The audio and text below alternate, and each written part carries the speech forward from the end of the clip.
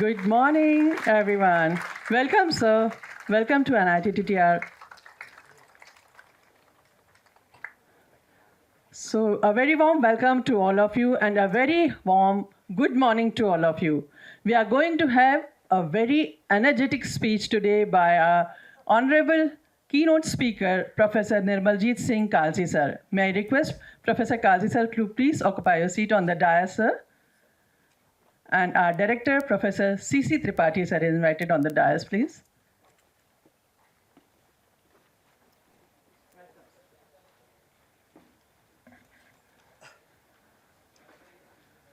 Honorable Professor Nirmaljeet Singh Kalsi, sir, an IAS retired former chairman, NCVET, and a chief guest and keynote speaker of our program today. Honorable Professor C.C. Tripathi, sir, Director, NITTTR Bhopal. Honorable all the faculty, officers, staff, all the PhD scholars, all the participants from UP, Gujarat, Bihar, and all, of course from MP. A very warm welcome to all of you in this one-day program on NCRF, NSQF, NHEQF. So may I request our director to please welcome our chief guest, Honorable Professor Nirmaljeet Singh Kalsi, sir, by presenting a plant.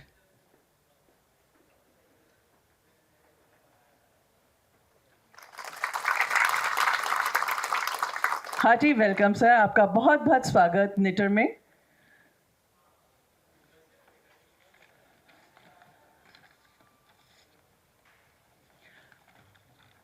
हमारे साथ आज इस programme में बहुत ही eminent personality के रूप में कहते हैं कोई शख्स और शख्सियत अपने आप में हमारे साथ निर्मलजीत सिंह सर हैं, जिनका नाम भी अपने आप में काफ़ी है, निर्मलजीत सिंह सर, निर्मलजीत सिंह कालसी सर. उनके बारे में एक संक्षिप्त मैं उनका इंट्रोडक्शन देना चाहूँगी और उसके बाद हम अपना समय व्यर्थ नहीं करेंगे और उन्हें सुनेंगे. Honorable Professor Dr. Nirmaljeet Singh Kalsi, a retired Indian Administrative Service officer from 1984 batch from Punjab cadre, concluded his distinguished career in June 2019 as Additional Chief Secretary, Home Affairs and Justice, Government of Punjab. He served there for 43 years. He's including his roles as at NTPC, Indian Railways, and the NCVET. He has notably contributed to education, professional education, skilling, and human resource development for 12 years around. National and internal security for around 10 years, and as well as information and communication technology, e-governance, and industry for around 10 years. His key strength includes a comprehensive understanding of government functioning, encompassing statute, processes, procedures, and programs. हाँ sir बताएंगे. सच बात है कि सभी सुनना चाहते हैं और कहते हैं ना कि चिराग जैसे हैं आज आप हमारे लिए. हमारे पास सर मिनी इंडिया यहाँ विराजमान है एंड आप चाहते भी थे कि आप यहाँ पे गुजरात से, बिहार से, यूपी से और हमारे मध्य प्रदेश के लोग हैं, तो आप प्लीज़ सबको एड्रेस करें और स्वागत है आपका sir. Professor Nirmaljit Singh Kalsi sir.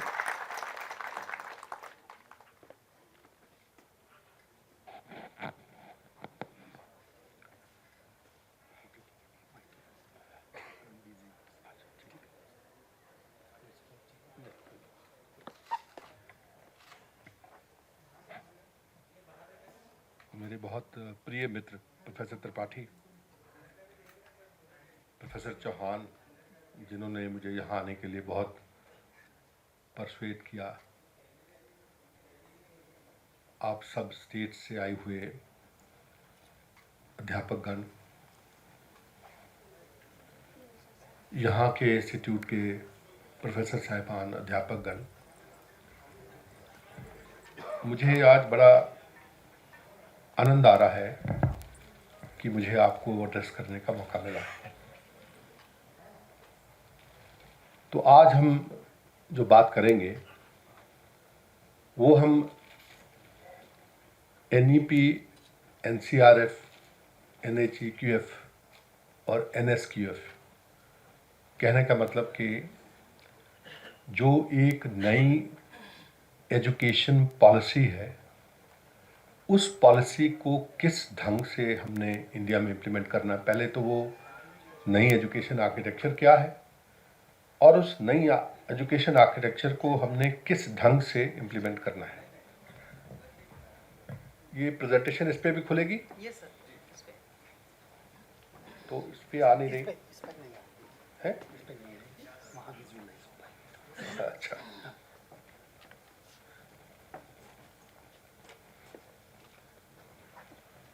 Collar mic है? कॉलर माइक दे दीजिए। मैं कॉलम माइक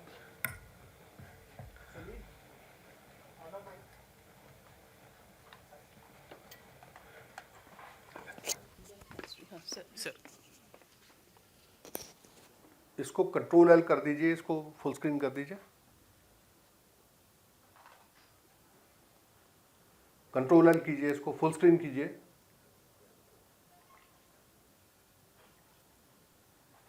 जी धन्यवाद।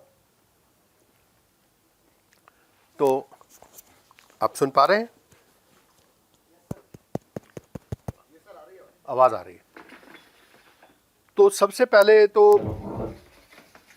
मैं ये बताना चाहूँगा कि जो हमारा एजुकेशन सिस्टम है उसमें तकरीबन 25 करोड़ बच्चे, जो पूरे भारतवर्ष में 25 करोड़ बच्चे स्कूल एजुकेशन में हैं, 4.5 करोड़ बच्चे हायर एजुकेशन में हैं। और हायर एजुकेशन में अगर मैं आगे बात करूं तो तकरीबन 82 लाख है, 82 लाख जो प्रोफेशनल एजुकेशन में है, जिसमें इंजीनियरिंग है, जिसमें मैनेजमेंट है, जिसमें बाकी के जो प्रोफेशनल सब्जेक्ट्स आते हैं वो सब्जेक्ट्स हैं। और ये जो 4.5 करोड़ बच्चे हैं हायर एजुकेशन के, ये 1340 यूनिवर्सिटीज़ में है। 1340 यूनिवर्सिटीज़ में, जिनके साथ 58,000 कॉलेजेस एफिलिएटेड है, 58,000 कॉलेज है जो एफिलिएटेड है। तो ये एक बड़ा इकोसिस्टम है। इसमें 15 लाख टीचर हैं हायर एजुकेशन के। सिर्फ मैं स्कूल एजुकेशन की बात नहीं कर रहा। स्कूल एजुकेशन की बात करें तो स्कूल एजुकेशन में कुल मिला के 15 लाख स्कूल्स हैं, जिसमें से 1.5 लाख 10वीं के, 1.5 लाख 12वीं के मोटा मोटी, और 97 लाख स्कूल टीचर्स हैं। तो एक बहुत बड़ा इकोसिस्टम है। इतनी बहुत सारे देशों की आबादी नहीं होती जितने हमारे नंबर ऑफ टीचर्स हैं। तो आप देख लीजिए कि अगर एक नया सिस्टम लागू करना है तो कैसे लागू करना है। तो जो नई शिक्षा नीति है ये 2020 में आई, और शिक्षा नीति में जो शिक्षा नीति होती है वो हमेशा एक इंटेंशन के रूप में कही जाती है कि हम ये अचीव करना चाहते हैं, इसको ऐसा होना चाहिए। लेकिन उसको एक्चुअली इंप्लीमेंट करने के लिए हमें उसको एक डॉक्यूमेंट में कन्वर्ट करना पड़ता है। तो ये एक नेशनल क्रेडिट फ्रेमवर्क बनाने की परिकल्पना हुई, और ये परिकल्पना, इसमें for the first time India के सारे एजुकेशन से संबंधित रेगुलेटर्स को एक साथ बिठाया गया। तो इसमें UGC, AICT, NCVT, NCERT और मिनिस्ट्री ऑफ एजुकेशन, उसकी दोनों wing, higher education, school education, और ministry of skill development and entrepreneurship. तो हम लोग साथ बैठे, ये कमेटी बनाई गई, और इस कमेटी ने अपनी रिपोर्ट फाइनली जो है वो सबमिट की। मैं ये बताना चाहता हूं कि जब ये पॉलिसी बनी तो इसको एजुकेशन के मिनिस्टर, MOS, सारे रेगुलेटर्स, तीनों secretary school education, higher education, secretary skill development entrepreneurship, उन्होंने बैठ करके देखा। और उसके बाद ये प्रेजेंटेशन ऑनरेबल पीएम के सामने हुई और ऑनरेबल पीएम ने इसको फर्स्ट टाइम में इसको क्लियर किया और ये अप्रैल 2023 में इसको यूनिवर्सिटी ग्रांट्स कमीशन की तरफ से पहली बार नोटिफाई किया गया और उसके बाद इसको एआईसीटी ने भी उसी पॉलिसी को री नोटिफाई किया, एनसीवीटी ने नोटिफाई किया, स्कूल एजुकेशन मिनिस्ट्री ने नोटिफाई किया और फर्स्ट टाइम हमने ये सारे जो घटक थे इनको एक साथ मिला करके इनको जोड़ दिया। ये किसी कंट्री में आज तक नहीं हुआ कि हमने एजुकेशन के सारे घटक एक दूसरे से एक सीमलेस मैनर में जोड़े, ऐसा कभी नहीं हुआ। इसको इंप्लीमेंट करने के लिए इसके नीचे 3 क्वालिफिकेशन फ्रेमवर्क्स दिए गए, करिकुलम क्वालिफिकेशन बने। इसमें जो सबसे पुराना है वो नेशनल स्किल क्वालिफिकेशन फ्रेमवर्क है, जो नेशनल करिकुलम फ्रेमवर्क 2005 का एक बना हुआ था। ये जो NSQF national skill qualification framework, ये भारत सरकार ने सारी इंडस्ट्री के साथ मिल करके बैठ करके सारे डिपार्टमेंट्स को इकट्ठा करके उनकी रिक्वायरमेंट्स जान करके कि किस जॉब के लिए क्या चाहिए उनको, उसको लेकर के इन्होंने बनवाया और इसको मिनिस्ट्री ऑफ फाइनेंस ने 2013 में नोटिफाई किया। और इसका मतलब ये है कि इसको जो ministry of finance government of India की, इसको पूरी तरह से इसको आशीर्वाद प्राप्त है। और फिर national higher education qualification framework UGC की तरफ से बना और जो नेशनल करिकुलम फ्रेमवर्क जो नया बना, ये कस्तूरी रंगन जी की कमेटी ने इसको बनाया और ये तीनों फ्रेमवर्क अल्टीमेटली एनसीआरएफ में फीड करते हैं, एनसीआरएफ को इंप्लीमेंट करते हैं।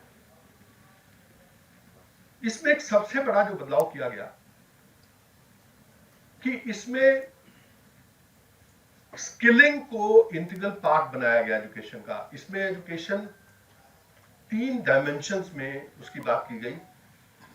अगर आप देखें तो एक्स एक्सिस के ऊपर एकेडमिक एजुकेशन है, तो इसमें चाहे मैं स्किल एजुकेशन का, हायर एजुकेशन का क्वालिफिकेशन फ्रेमवर्क ले लूं या स्कूल एजुकेशन का क्वालिफिकेशन फ्रेमवर्क ले लूं, ये 8 लेवल्स इसके दिए गए।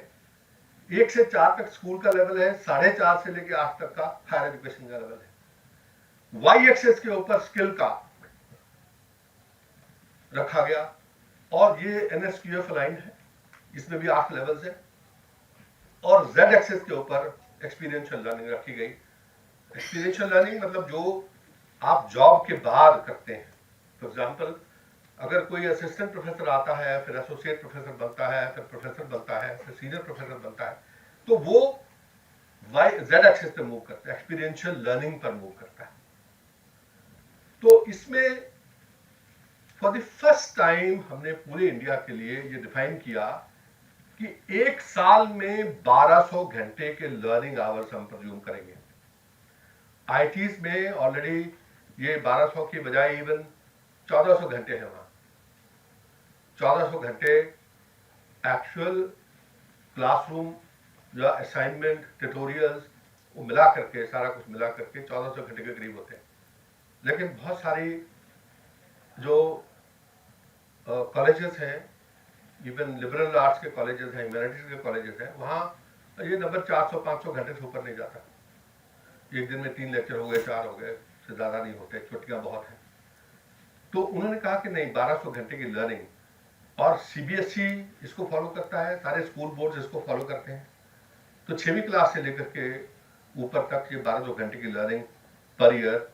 और इसके लिए क्रेडिट सिस्टम का प्रावधान किया गया कि इसमें 40 क्रेडिट्स फॉर 1200 आवर्स।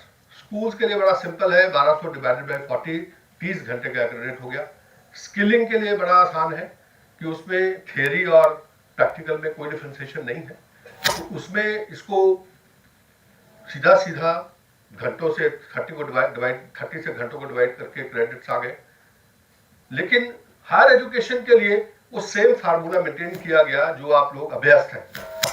15 घंटे की थ्योरी, 30 घंटे का प्रैक्टिकल, 45 आवर्स की experiential learning in 1 semester is 1 credit, and same thing is being maintained here as well. इसमें जो सबसे बड़ा बदलाव किया गया कि आप 50% तक क्रेडिट किसी भी डिग्री डिप्लोमे के लिए आप वाई एक्सिस से ले सकते हैं। इसका मतलब 50% आप थ्योरी पढ़िए, 50% आप उसी करस्पॉन्डिंग लेवल का स्किल सब्जेक्ट पढ़िए। फॉर एग्जांपल, अगर मैं देखूं कि 4.5 लेवल पे यूजी फर्स्ट ईयर है, 5 पर यूजी सेकंड ईयर है, 5.5 यूजी थर्ड ईयर है, 6 जो है आपका बीटेक हो गया, ये एमटेक फर्स्ट ईयर है, ये एमटेक सेकंड ईयर है। और अगर मैंने 4.5 के लेवल पर मैंने फर्स्ट ईयर क्लियर किया, यहां 4.5 के लेवल पे मैं 20 क्रेडिट स्किल से ला सकता हूं, और स्किल के कोर्सेज अवेलेबल है उस लेवल के, और इन दोनों को जोड़ करके मैं डिग्री डिप्लोमा बना सकता हूं। और इसको बनाने का पूरा प्रावधान जो है वो NHEQF में किया गया है। NHEQF अलाउ करता है कि up to 50% credit I get from skilling. तो ये एक बहुत बड़ा बदलाव जो है इसमें किया गया। अगर मैं इसको एक कंटिन्यूम में देखूं तो 5 साल के फाउंडेशन कोर्स से लेकर के 3 साल प्रिपरेटरी, ये क्लास 5 आ गया, ये NCRF लेवल 1 आ गया, ये 3 इयर्स का मिडल, ये 1200 घंटे पर आवर, ये लेवल 2 आ गया, 8वीं क्लास लेवल 2 आ गया, और फिर 10वीं क्लास 2 साल का सेकेंडरी, ये 9वीं 2.5, 10वीं 3, 11वीं 3.5, 12वीं 4, और ये UG first year, UG second year, UG third year, UG fourth year, PG first year, PG second year. अगर 3 साल की अगर आपकी डिग्री है तो ये आपका पीजी फर्स्ट ईयर या पीजी सेकेंड ईयर हो गया आपका, और पीएचडी का लेवल 8। और ये 40 क्रेडिट जो जहां दिए हुए हैं, ये 40 क्रेडिट कमाने के लिए आप एजुकेशन और स्किलिंग के क्रेडिट्स को जोड़ सकते हैं। तो ये प्रावधान किया गया बिल्कुल स्कूल लेवल से अपवर्ड्स, ये बहुत बड़ा चेंज था। और फिर इसमें प्रावधान किया गया कि आप कैसे क्रेडिट असाइन करेंगे, उसका तरीका। एक सिर्फ 95 पेज की बुकलेट है जो कि सारे रेगुलेटर्स ने साइन की हुई है, जो मैं कह रहा हूं कि जिसको नोटिफाई किया गया। और उस बुकलेट के बाद, उस नोटिफिकेशन के बाद, गजट नोटिफिकेशन के बाद, उसके ऊपर एक एसओपी भी बनाई गई कि बहुत सारी चीजें उसमें ऐसी थी जिसको फर्दर एक्सप्लेन करने की जरूरत थी। तो उसके लिए हम लोगों ने बैठ करके वो एसओपी भी बनाई, और एसओपी भी इसके साथ जारी की गई। तो अभी एसओपी भी अवेलेबल है, और ये जो एनसीआरएफ का नोटिफिकेशन का डॉक्यूमेंट है वो भी अवेलेबल है, और दोनों मिल करके आप इसको आराम से समझ पाएंगे, इसको लगा पाएंगे। तो इसमें कैसे क्रेडिट जो है साइन करना है, कैसे क्रेडिट एक्यूमुलेट करना है, कैसे उसको स्टोर करना है, उसको रिडीम कैसे किया जा सकता है, उसको ट्रांसफर कैसे किया जा सकता है, और ये सारा कुछ एबीसी के थ्रू होगा, एकेडमिक बैंक ऑफ क्रेडिट के थ्रू होगा। और एकेडमिक बैंक ऑफ क्रेडिट की चाबी कहां है? वो है अपार नंबर, अपार अकाउंट नंबर है बच्चे का। तो अपार के अकाउंट नंबर को एज चाबी इस्तेमाल करते हुए आप एबीसी में उसके क्रेडिट डालेंगे। क्रेडिट कौन डाल सकता है? क्रेडिट या तो यूनिवर्सिटी डाल सकती है, या स्कूल बोर्ड डाल सकते हैं, या स्किलिंग की एनसीबीटी के द्वारा रिकॉग्नाइज्ड बॉडियां डाल सकती हैं। उसके अलावा क्रेडिट कोई नहीं डाल सकता। इसका मतलब सारा एजुकेशन सिस्टम जो भी इसमें क्रेडिट डालेगा वो सरकार का रिकॉग्नाइज होना चाहिए, चाहे यूनिवर्सिटी के रूप में, चाहे स्कूल के रूप में, स्कूल बोर्ड के रूप में, चाहे एनसीबीटी की अवार्डिंग बॉडी के रूप में, वो इसमें क्रेडिट डाल सकता है। एबीसी के थ्रू क्रेडिट होगा। और इसमें अभी एक चीज कंपलसरी कर दी गई है कि सारे टीचर्स को भी अपार आईडी क्रिएट करनी है, और टीचर्स के जितने भी हम कोर्सेज कराएंगे उसके क्रेडिट्स होंगे, वो क्रेडिट्स एबीसी में जाएंगे। और कल को ये जो आईएएस ऑफिसर्स, आईपीएस ऑफिसर्स और पंजाब जो भारत सरकार के जितने ऑफिसर्स हैं, उनकी जो ट्रेनिंग्स हैं वो भी एबीसी में जाएंगी। वो लिंक हो गई ऑलरेडी, वो लिंक हो चुकी है, और उनकी पोस्टिंग ट्रांसफर, उनकी प्रमोशन को उनसे लिंक कर दिया गया। और टीचर्स के लिए नेक्स्ट अप आ रहा। तो सबसे पहले वो कर्मयोगी भारत है, प्लेटफॉर्म है जिसके ऊपर लिंक किया है, तो करण जोगी भारत के बोर्ड पर मैं हूँ, शुरू से उसके साथ में जुड़ा हुआ हूँ। पीएम साहब खुद उसको देखते हैं। पीएम साहब का वो प्रोग्राम है बेसिकली, तो उसमें 1,25,00,000 सरकारी कर्मचारी जुड़े हुए हैं आज की डेट में। अगर मैं आज मॉर्निंग की कंप्लीशन देखूं तो 5 करोड़ से ऊपर की कंप्लीशन है, कोर्स कंप्लीशन। और उसमें आमतौर पर कोर्सेज जो है वो 1 से 1.5 घंटे के कोर्सेज हैं, बड़े से बड़ा कोर्स 5 घंटे का। लेकिन 1 घंटे में जो पढ़ाते हैं या 1.5 घंटे में पढ़ाते हैं वो आप 10 घंटे में अदरवाइज नहीं पढ़ सकते। इतने बढ़िया कोर्सेज बने हुए। सेम चीज यहां हो जाएगी, इसमें इसी ढंग से इसको। फिर इसमें स्पेशल केसेस के प्रोविजन किए गए। स्पेशल केसेस किस किस्म के? कि इसमें एजुकेशन एक्सेलरेशन, कोई बच्चा है फास्ट पढ़ रहा है, कोई बच्चा है स्लो पढ़ रहा है, दोनों के लिए प्रोविजन चाहिए मुझे। तो सवाल आप कर सकते हैं कि अगर मैंने 4 साल की बीटेक की डिग्री के लिए 160 क्रेडिट मैंने रखे हैं 40 क्रेडिट पर ईयर के हिसाब से, तो क्या कोई बच्चा 3 साल में डिग्री कंप्लीट कर सकता है और उसको बीटेक की डिग्री दी जा सकती है? जवाब है कि हाँ, बिल्कुल दी जा सकती है। अगर उसने क्रेडिट रिक्वायरमेंट पूरी कर ली है उसको डिग्री दी जा सकती है, कोई रोक नहीं है उसको। Same thing for PhD. PhD में लोग कई बार minimum number of years define कर देते हैं, लेकिन उसके बाद पीएचडी अगर आपने कंप्लीट कर ली है तो आपको डिग्री मिल जाएगी, कोई दिक्कत नहीं। फिर हैकाथॉन ओलंपियाड्स का प्रोविजन। अभी तक जितने हम हैकाथॉन ओलंपियाड्स कराते हैं, ओलंपियाड्स में जो चलिए स्कॉलरशिप के साथ उसको ऐड कर दिया जाता है, लेकिन हैकाथॉन सवाए जॉब देने के हम इसमें नहीं कुछ करते। लेकिन अब हैकाथॉन को भी क्रेडिटाइज किया जा सकता है। आप हैकाथॉन अच्छी कराइए, प्रॉपर प्रोसीजर फॉलो करिए। प्रोसीजर आपको डिवाइड करना पड़ेगा ये हैकाथॉन के कितने क्रेडिट्स हैं, किस लेवल पे माने जाएंगे। एनसीआरएफ लेवल जिसका 4.5 होगा, 5 होगा, 5.5 होगा, 2 क्रेडिट है, 1.5 क्रेडिट है। आउटकम क्या चाहिए आपको, उस आउटकम के हिसाब से आपने प्रॉब्लम डिफाइन की, उसको नोटिफाई किया पहले आपने, और इसका जिस बच्चे ने भी वो प्रॉब्लम हल कर ली, चलिए जॉब उसको मिली, वो तो एक बाई प्रोडक्ट हो गया। साथ ही साथ हमने उसको क्रेडिट्स भी दिए, उसके एबीसी में क्रेडिट गए जो उसके 160 क्रेडिट के भीतर काउंट होंगे। रिकॉग्निशन ऑफ प्रायर लर्निंग, ये स्किल में तो होता था, एजुकेशन में अभी तक नहीं हुआ। खास करके यूजीसी ने इसको कभी नहीं माना।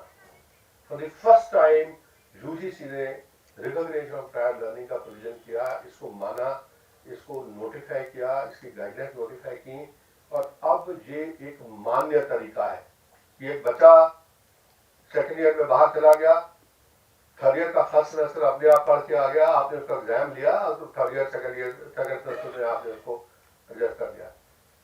बच्चा सेकेंड ईयर में बाहर गया, उसने अपना स्टार्टअप खोल दिया, 1 साल उसने मेहनत की, कामयाब हुआ नहीं कामयाब हुआ, वापस आया, और जैसे ही वापस आया आपने उसका फिर एग्जाम लिया, उसकी आउटकम आपने मेजर की, उसको 4th ईयर में एडमिशन दे दिया। तो रिकॉग्निशन ऑफ प्रायर लर्निंग जो है ये एक तरीका है जिसको निकाला गया है, ऑनर किया गया। फिर बाकी activities, game, sports, performing arts, fine arts, Indian knowledge system, heritage and traditional skills. Indian knowledge system में 14 मेन विद्याएं हैं, 64 कलाएं हैं। आई एम श्योर कि आप लोगों ने वो सारी जो लिस्ट है वो देखी होंगी, अगर नहीं तो आप इंडियन नॉलेज सिस्टम की साइट पर जाकर के उनको देख सकते हैं। और उसमें तकरीबन 9,000 हमारे स्क्रिप्चर्स हैं, जो भारतीय स्क्रिप्चर्स, उनको हर एक के साथ अटैच किया गया है। ओरिजिनल उनके ग्रंथ भी हैं, मीनिंग भी है। और हेरिटेज ट्रेडिशनल स्किल्स हैं, social work, community surveys, NSS, NCC, education, academic club, hobby, इस सब को क्रेडिटाइज कर सकते हैं। और अब अगर मैं बात करूं, हमसे लोग पूछते हैं कि एनईपी इंप्लीमेंट हो गया, आज ही हो गया, हो गया, ये हो गया। हर इंस्टीट्यूशन क्लेम करता है कि हमने तो एनईपी इंप्लीमेंट कर दिया, लेकिन एनईपी की इंप्लीमेंटेशन में करना क्या है? एनईपी की इंप्लीमेंटेशन में 16 पॉइंट है।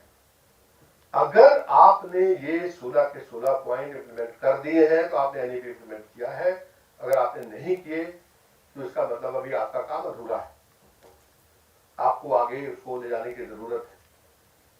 तो इसमें एक होलिस्टिक एजुकेशन है जिसमें उसकी लाइफ स्किल इंटीग्रेट करनी है, एथिक्स है, फिजिकल एजुकेशन है, टेक स्किल्स है, एम्प्लॉयबिलिटी स्किल्स है, वोकेशनल कम्युनिटी स्किल्स है। तो क्या ये आपके करिकुलम का रेगुलर पार्ट है? और स्किलिंग में तो इसको 10% इसको वेटेज दी गई है कि अगर 1200 घंटे तो उसमें 120 घंटे आपको इस पे कराने हैं। और यहाँ आप 2-4 घंटे में किसी को वैल्यू नहीं सिखा सकते, उसको डीप उतारना पड़ेगा।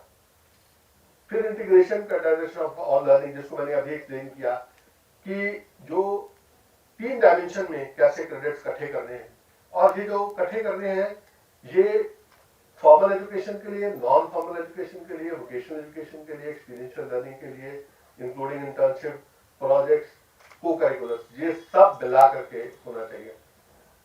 और फिर हार्ड सेपरेशन कि हम NSQF और NSEQF के बीच भी कोई डिफरेंशिएशन नहीं करेंगे, सब्जेक्ट्स के बीच कोई डिफरेंशिएशन नहीं करेंगे। हमने वो क्रेडिट किस फ्रेमवर्क से कमाए उसके ऊपर भी कोई झगड़ा नहीं है, लेवल से होना चाहिए। इट्स ओके, आप NSEQF से ले आए, आप NSQF से ले आए, वन द सेम थिंग। फिर learning outcome based education and competency based assessment, ये है जहां हम सबसे ज्यादा मार खा रहे हैं। बहुत कम इंस्टीट्यूशन है जिनको एक्चुअली पता है कि करिकुलम को रीडिजाइन कैसे करना है। तो इसमें जो कोर्स आउटकम और प्रोग्राम आउटकम हमने लेनी है, इसकी मैपिंग करनी है, इसके रूब्रिक बेस्ड असेसमेंट है। असेसमेंट के भी बहुत सारे तरीके, उस पर मैं शॉर्टली आऊंगा। फिर मल्टीडिसिप्लिनरी और interdisciplinary education offer flexible combination of majors and minors. तो मल्टीडिसिप्लिनरी और इंटरडिसिप्लिनरी और ट्रांसडिसिप्लिनरी कोर्सेज में क्या फर्क है? Anyone would you like to attempt? देखिए, जो अगर मैं एक एग्जांपल, बहुत सिंपल सा एग्जांपल लूं कि आपके पास सलाद पड़ा हुआ है, सलाद में टमाटर भी कटा है, खीरा भी कटा है, प्याज भी कटा हुआ है, चुकंदर भी कटी है, और एक प्लेट में मैंने इसको डाल दिया, आपके सामने रख दिया। आप उसमें से कुछ भी उठा के खा सकते हैं, हर का स्वाद अलग है, लेकिन इकट्ठा पड़ा हुआ है, अवेलेबल सब कुछ है। वो है मल्टीडिसिप्लिनरी, कि आपने अलग अलग सब्जेक्ट की आइडेंटिटी दे करके बच्चे को बढ़ा दिया। फिर सेकंड स्टेज में मैंने क्या किया कि मैंने सारी सलाद को कद्दूकस कर दिया, उसको मिला दिया, उसमें चाट मसाला और बढ़िया से नींबू निचोड़ा। अब उसका एक कंसिस्टेंट स्वाद हो गया, मुझे दिख रहा है इसमें क्या क्या डाला हुआ है, लेकिन उनको मैं अलग नहीं कर सकता, इंटरमिंगल हो एक दूसरे के साथ। वो इंटरडिसिप्लिनरी है, चीज ये अलग बन गई, स्वाद ये अलग आ गया। और ट्रांसडिसिप्लिनरी में ऐसा है कि जब मैं इसको पका देता हूं, मैंने मान लीजिए केक के रूप में इंग्रेडिएंट्स को मिलाया, उसको पका दिया, तो मुझे उसमें एक नया सोल्यूशन पूरा दिखा। और साथ में मैं ये डिस्टिंग्विश नहीं कर पा रहा हूं कि इसमें क्या क्या चीज ओरिजिनली थी, मुझे दिख भी नहीं, उसका स्वाद दिख रहा है, उसके गुण दिख रहे हैं। वो है ट्रांसडिसिप्लिनरी। तो अभी हमारे पास इंटरडिसिप्लिनरी और ट्रांसडिसिप्लिनरी कोर्सेज नहीं है इस समय। हम सिर्फ मल्टीडिसिप्लिनरी को लेकर के खुश हो रहे हैं कि बच्चे को इलेक्ट्रिकल इंजीनियरिंग के बच्चे को मैंने साइकोलॉजी पढ़ा दी, हिस्ट्री पढ़ा दी, उसी में खुश हूं मैं, लेकिन उससे इनोवेशन नहीं आने वाली। इनोवेशन आएगी जब हम इंटरडिसिप्लिनरी और ट्रांसडिसिप्लिनरी कोर्सेज को साथ लेकर के बैठेंगे। अब जैसे मैंने क्लाइमेट चेंज करना है, तो क्लाइमेट चेंज में मुझे बायोटेक्नोलॉजी भी चाहिए, मुझे जूलॉजिस्ट भी चाहिए, मुझे उसमें केमिस्ट्री के लोग भी चाहिए, मुझे उसमें ज्योग्राफी के लोग चाहिए, मुझे उसमें एक मैनेजमेंट का पर्सन चाहिए, मुझे लॉ का पर्सन चाहिए, मुझे एक उसमें पॉलिसी मेकर चाहिए। जब तक ये लोग इकट्ठे नहीं आएंगे तब तक मैं सोल्यूशन नहीं दे पाऊंगा। वो ट्रांसडिसिप्लिनरी कोर्स है। तो अब हमारे लिए समय है कि हम इसको आगे बढ़ें और उस लेवल तक पहुंचे। फिर आपका आ गया मल्टीपैरिटी मल्टीपल एग्जिट। फर्स्ट ईयर में घुसे, सेकेंड ईयर में घुसे, थर्ड ईयर में घुसे, कहीं से घुसे कहीं से निकले, कोई पूछने वाला नहीं। बच्चे ने फर्स्ट ईयर में इंजीनियरिंग में एडमिशन लिया, देखा देखी ले लिया, पीयर प्रेशर में ले लिया। सेकेंड ईयर में जाते जाते उसको लगा कि ये इंजीनियरिंग मेरा कप ऑफ टी नहीं है, मुझे तो आर्ट्स में ज्यादा इंटरेस्ट है। वो लेटरली क्या आर्ट्स में शिफ्ट कर सकता है सेकेंड ईयर में? जवाब है हाँ, बिल्कुल कर सकता है। अब उसमें 8 साल कहेंगे कि आप हमको तो कुछ समझते नहीं हो, हमारा फर्स्ट ईयर नहीं आप मानते। बिल्कुल मानते हैं। हम ये कर सकते हैं कि अगर वो सेकंड ईयर में जाए तो जो लिबरल आर्ट्स की जो डिसिप्लिन है उसके कुछ कोर्सेज उसको एक फ्री कोर्स के रूप में डिफाइन कर देगा कि ये भी ब्रिज कोर्स है, ये करोगे, सेकंड ईयर में रहते रहते फर्स्ट सेमेस्टर में करोगे तो सेकंड सेमेस्टर में जाओगे। लेकिन वो शिफ्ट संभव है। क्या बिना मैथ्स के कोई इंजीनियरिंग ले सकता है? हाँ, ले सकता है, लेकिन उसको फर्स्ट ईयर के अंदर अंदर ही मैथ्स के कोर्सेज क्लियर करने होंगे।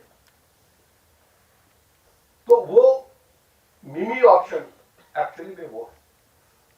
फिर आ गया क्वालिटी इनोवेशन, इंडस्ट्री इंटीग्रेशन। इसमें अभी नैक है, नैक का भी आप एक अगला और सुधरा हुआ रूप देखोगे जिसको हम बेसिक एक्रेडिटेशन बोल रहे हैं। उसका भी एक फर्दर नेक्स्ट लेवल आ रहा है जिसको हम कह रहे हैं MBGL, maturity based graded level, level 1 to 5। तो अभी उसके ऊपर काम चल रहा है और बड़ी जल्दी आप उसका पहला स्वरूप देखेंगे। पब्लिक कंसल्टेशन के लिए हम उसको डालने वाले हैं। फिर एम्प्लॉयबिलिटी एंड एंटरप्रेन्योरशिप, इसमें सारी employability skills, entrepreneurship modules, career services, इसको इंटीग्रेट करना बहुत जरूरी है हर लेवल पर। एंटरप्रेन्योरशिप को अभी हम कोई भाव नहीं देते, जबकि एंटरप्रेन्योरशिप हमारा सबसे बड़ा सेवर है। नौकरी मांगने की बजाय नौकरी देने वाला बच्चा पैदा करें, और तभी होगा एंटरप्रेन्योरशिप में उसको हम लेकर के आएंगे। फिर future tech and Indian knowledge system, तो इसमें future technology, future of work skills भी सिखाएंगे, पुरानी स्किल्स भी सिखाएंगे, IKS के थ्रू भी सिखाएंगे, और इन सब को स्वयं प्लेटफॉर्म्स पर हम ला सकते हैं, NPTEL पे ला सकते हैं। हर तरीके से छोटे छोटे कोर्सेज के रूप में इनको मैक्रो क्रेडेंशियल्स, नैनो क्रेडेंशियल्स के रूप में इनको ऑफर किया जा सकता है बिना किसी प्रॉब्लम के। फिर digital, online, ODL and technology integration, इसमें ब्लेंडेड डिलीवरी, क्रेडिटाइजेशन ऑफ स्वयं NPTEL कोर्सेज। अभी तक कोर्सेज है उनका क्रेडिटाइजेशन नहीं हुआ है। वो कोर्स दे दिया गया है, बच्चा जाए पढ़े और उसके बाद उसका क्या करना है किसी को नहीं पता। तो अभी इसको दो तरीके से लागू किया है। एक तो उसको क्रेडिट्स में हम कन्वर्ट कर रहे हैं, कोर्स को देख के उसका पूरा ध्यान लगा करके कि इसमें क्या है क्या नहीं है, कितने क्रेडिट मिलेंगे इसको। और सेकंड चीज हमने इसमें की है कि यूनिवर्सिटीज को अलाउ किया है कि आप बच्चा कोर्स यहाँ से पढ़ लेता है और आप उसका एग्जाम लो और उसको क्रेडिटाइज करो। फिर मल्टीलिंगुअल एजुकेशन, भारतीय भाषाओं में कैसे हमने करना है, ये गवर्नमेंट ऑफ इंडिया ने कंपलसरी कर दिया है कि आप बच्चे को किसी भाषा में पढ़ा रहे हैं, लेकिन उसको आप इंडियन भाषाओं में कंटेंट जरूर अवेलेबल कराइए। बहुत सारे बच्चे ऐसे हैं जो हिंदी मीडियम से आते हैं, अंग्रेजी पढ़ने वाले अगर मैं बच्चे देखूं तो 5-7% बच्चे हैं जो अंग्रेजी मीडियम है। इसका मतलब ये है कि 93% इंडिया को हमने डाइवोर्स कर दिया है हायर एजुकेशन से। क्यों भाई? बिल्कुल नहीं करेंगे।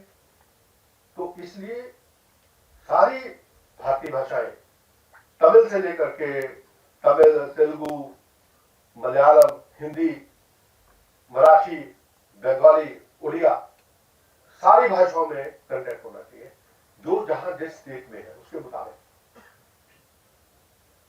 फिर एकेडमिक बैंक ऑफ क्रेडिट, मैंने बात की आपसे, अपार के थ्रू लिंक होना चाहिए।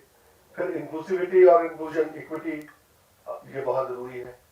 ये आपको अपने हर कोर्स में इसको डिजाइन करना ही है, हर प्रोग्राम में डिजाइन करना है, हर ब्रोशर का ये पार्ट होना चाहिए। रिकॉग्निशन ऑफ प्रायर लर्निंग की मैंने बात की है, और इसमें ये भी इसमें देखा गया है कि जो रिकॉग्निशन ऑफ प्रायर लर्निंग, बहुत ज्यादा रेजिस्टेंस था पहले हायर एजुकेशन में। तो हमने क्या किया, प्रोफेसर राजेश हेगड़े को इसका चेयरमैन बना दिया जो IIT कानपुर से। हमने कहा कि अगर IIT का प्रोफेसर मान लेगा तो बाकी लोग मान लेंगे, और उनके साथ वो सारे लोग डाल दिए जो हम समझते थे कि जिनकी बात लोग सुनते, और उन्होंने मिलकर के जब इसका सोल्यूशन दिया तो उसकी एक्सेप्टेबिलिटी बहुत बढ़ गई सच में। अभी उसकी SOP तैयार हो रही है। और इसी तरह से रिसर्च डेवलपमेंट इनोवेशन, ये बहुत बड़ा एक मुद्दा है। सारे इंस्टीट्यूशन के लिए जरूरी है कि पढ़ाई के अलावा हम रिसर्च और इनोवेशन करें। रिसर्च खाली पेपर लिखने से नहीं होती, रिसर्च होती है कि आपने क्या उस लोकल कम्युनिटी के लिए इनोवेट किया है, आपने लोकल कम्युनिटी से कैसे काम किया है। इसको एमबीजेल का पार्ट भी मैं बना रहा हूँ, नैक का पार्ट तो है ही है ये ऑलरेडी, लेकिन एमबीजेल पर इसको बहुत हायर लेवल पर जो कम्युनिटी एंगेजमेंट को मार्क्स दे रहे हैं हम लोग।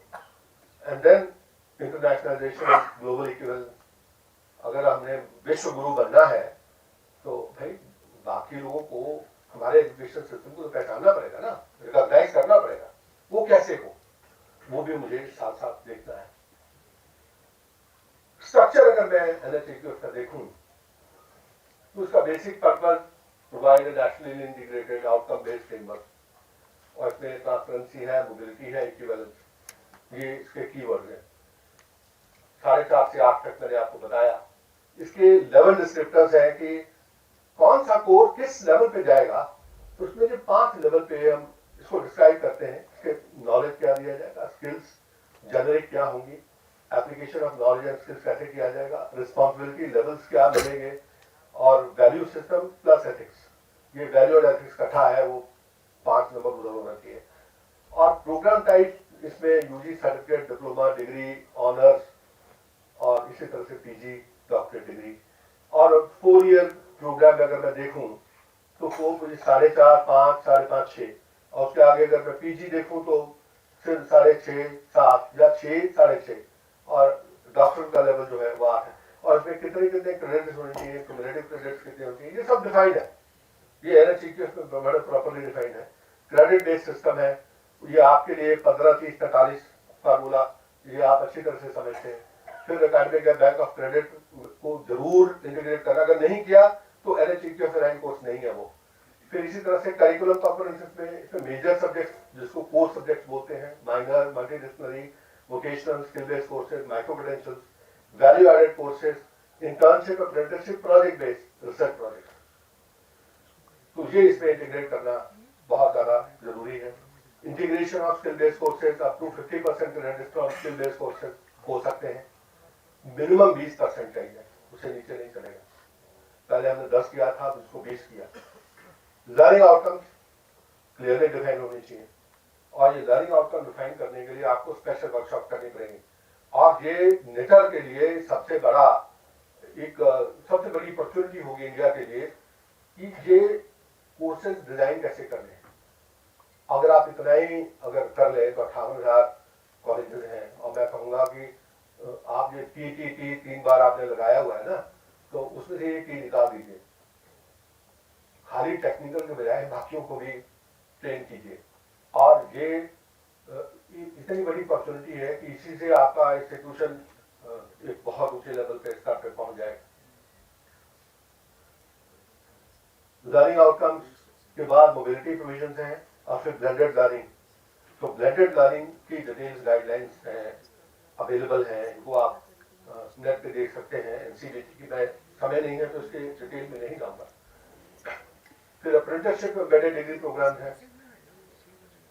तो फर्स्ट टाइम हमने अलाउ कर दिया है कि हम किसी भी डिग्री के 50% समय अप्रेंटिसशिप में अलाउ करेंगे, चाहे वो बीकॉम है, चाहे वो बीए हिस्ट्री है। अब आप पूछेंगे कि बीए हिस्ट्री वाला कहाँ इंटर्नशिप करेगा भाई, तो बीए हिस्ट्री वाला 50% हिस्ट्री पढ़ेगा, 50% किसी म्यूजियम में जाके काम कर सकता है, उसकी अप्रेंटिसशिप म्यूजियम में हो सकती है। उसकी अप्रेंटिसशिप एक लोकल कम्युनिटी में जो हिस्टोरिकल मॉन्यूमेंट्स हैं उनकी रिसर्च पे हो सकती है। उसकी इंटर्नशिप जो हिस्टोरिकल टाउन्स हैं उनमें एक गाइड के रूप में हो सकती है। तो उसकी इंटर्नशिप के 50 तरीके, वो कैसे हो वो आपको देखना है, वो आपको निकालना। आइडियाज आपको मिल जाएंगे, लेकिन उसको डेवलप करना आपका काम है। फिर project work and online job training, OJT बहुत जरूरी है। इसमें इंटर्नशिप भी बहुत जरूरी है और ओजेटी भी जरूरी है। रिकॉग्निशन ऑफ प्रायर लर्निंग मैंने बताया पहले ही। असेसमेंट मेथड, इसमें कॉन्टिन्यूअस इंटरनल असेसमेंट भी चाहिए आपको, एंड सेमेस्टर एग्जाम भी चाहिए, पोर्टफोलियो प्रोजेक्ट इवैल्यूएशन चाहिए, पीयर एंड सेल्फ असेसमेंट चाहिए, वर्क प्लेस स्किल असेसमेंट चाहिए। इसमें बेसिकली हम लोग कंफ्यूज कर जाते हैं असेसमेंट, इवैल्यूएशन और एग्जामिनेशन में। ये तीनों चीजें अलग हैं। तो चौहान साहब मैं आपको एक डॉक्यूमेंट सर्कुलेट करूंगा, आप इन सबके साथ शेयर कर लीजिएगा कि ये तीनों चीजें अलग हैं और तीनों चीजें कैसे ऑपरेट करती हैं। क्वालिटी इंश्योरेंस, इसमें नैक है, एनबीए है, IQAC है, और अभी जो मेच्योरिटी बेस्ड ग्रेडेड लेवल्स हैं, integration of ethics and Indian knowledge system है, और इंटरनेशनल कंपैटिबिलिटी बात कर चुके हैं हम लोग। ये सबसे इंपॉर्टेंट फिगर है कि हम क्रेडिटाइज कैसे करते हैं। सवाल है क्रेडिटाइज कैसे करें। तो सबसे पहले हम डिफाइन करते हैं कि लर्निंग आउटकम इसकी क्या है, इसका ऑब्जेक्टिव क्या कोर्स का, इसमें क्या लर्निंग आउटकम निकल के आएंगे, सीखेगा क्या, कॉम्पिटेंसी क्या डेवलप। सेकंड है उस कॉम्पिटेंसी को लर्निंग आउटकम को मैप करते हैं जॉब रोल से, या नेशनल ऑक्यूपेशन स्टैंडर्ड से, या स्किल कॉम्पिटेंसी से, या माइक्रो नैनो क्रेडेंशियल से। फिर हम उसको क्रेडिट असाइन करते हैं, sign appropriate NCERT level credits, उसको based on level descriptors and assign credits, कि ये 4.5 के लेवल पे 2 क्रेडिट का कोर्स है, ये बात कहनी है हमने। लेवल 5 पे 3 क्रेडिट का कोर्स, और उसके बाद हम उसके असेसमेंट क्राइटेरिया मेथोडोलॉजी डिफाइन करते हैं। फिर हम कोर्स बनाने के बाद असेसमेंट कंडक्ट करते हैं, अगर पास हो जाता है तो उसको एबीसी में लाते हैं। ये एक्सट्रीमली इंपॉर्टेंट है। लेवल डिस्क्रिप्टर्स, इसमें हर एक लेवल के लिए मैंने बताया कि एक नॉलेज है, स्किल्स है, एप्लीकेशन ऑफ नॉलेज है, रिस्पॉन्सिबिलिटी है, वैल्यूज एंड एथिक्स है। तो इसमें डिफरेंट लेवल्स के लिए ये एक इंडिकेटिव मैंने आपको बताने की कोशिश की है। ये स्लाइड जो आपसे शेयर कर देंगे, तो इसमें सारे डिफरेंट लेवल्स के लिए ये ऑलरेडी डिफाइंड है, और इसका एक जो बड़ा स्वरूप आपको NSQF में देखने को मिलेगा, जिसमें इसको बड़े माइक्रो वे में जा करके इसको एक्सप्लेन किया गया है, और इवन AI से डिसाइड किया जा सकता है कि इसका लेवल क्या है। असेसमेंट मेथोडोलॉजी जो है उसका भी फ्रेमवर्क है। आमतौर पे हम सोचते हैं कि एक क्विज दे दिया, एक क्लास टेस्ट दे दिया, एक एग्जाम दे दिया, बात खत्म हो गई। उससे असेसमेंट नहीं होती, और असेसमेंट वैसे नहीं हो सकती।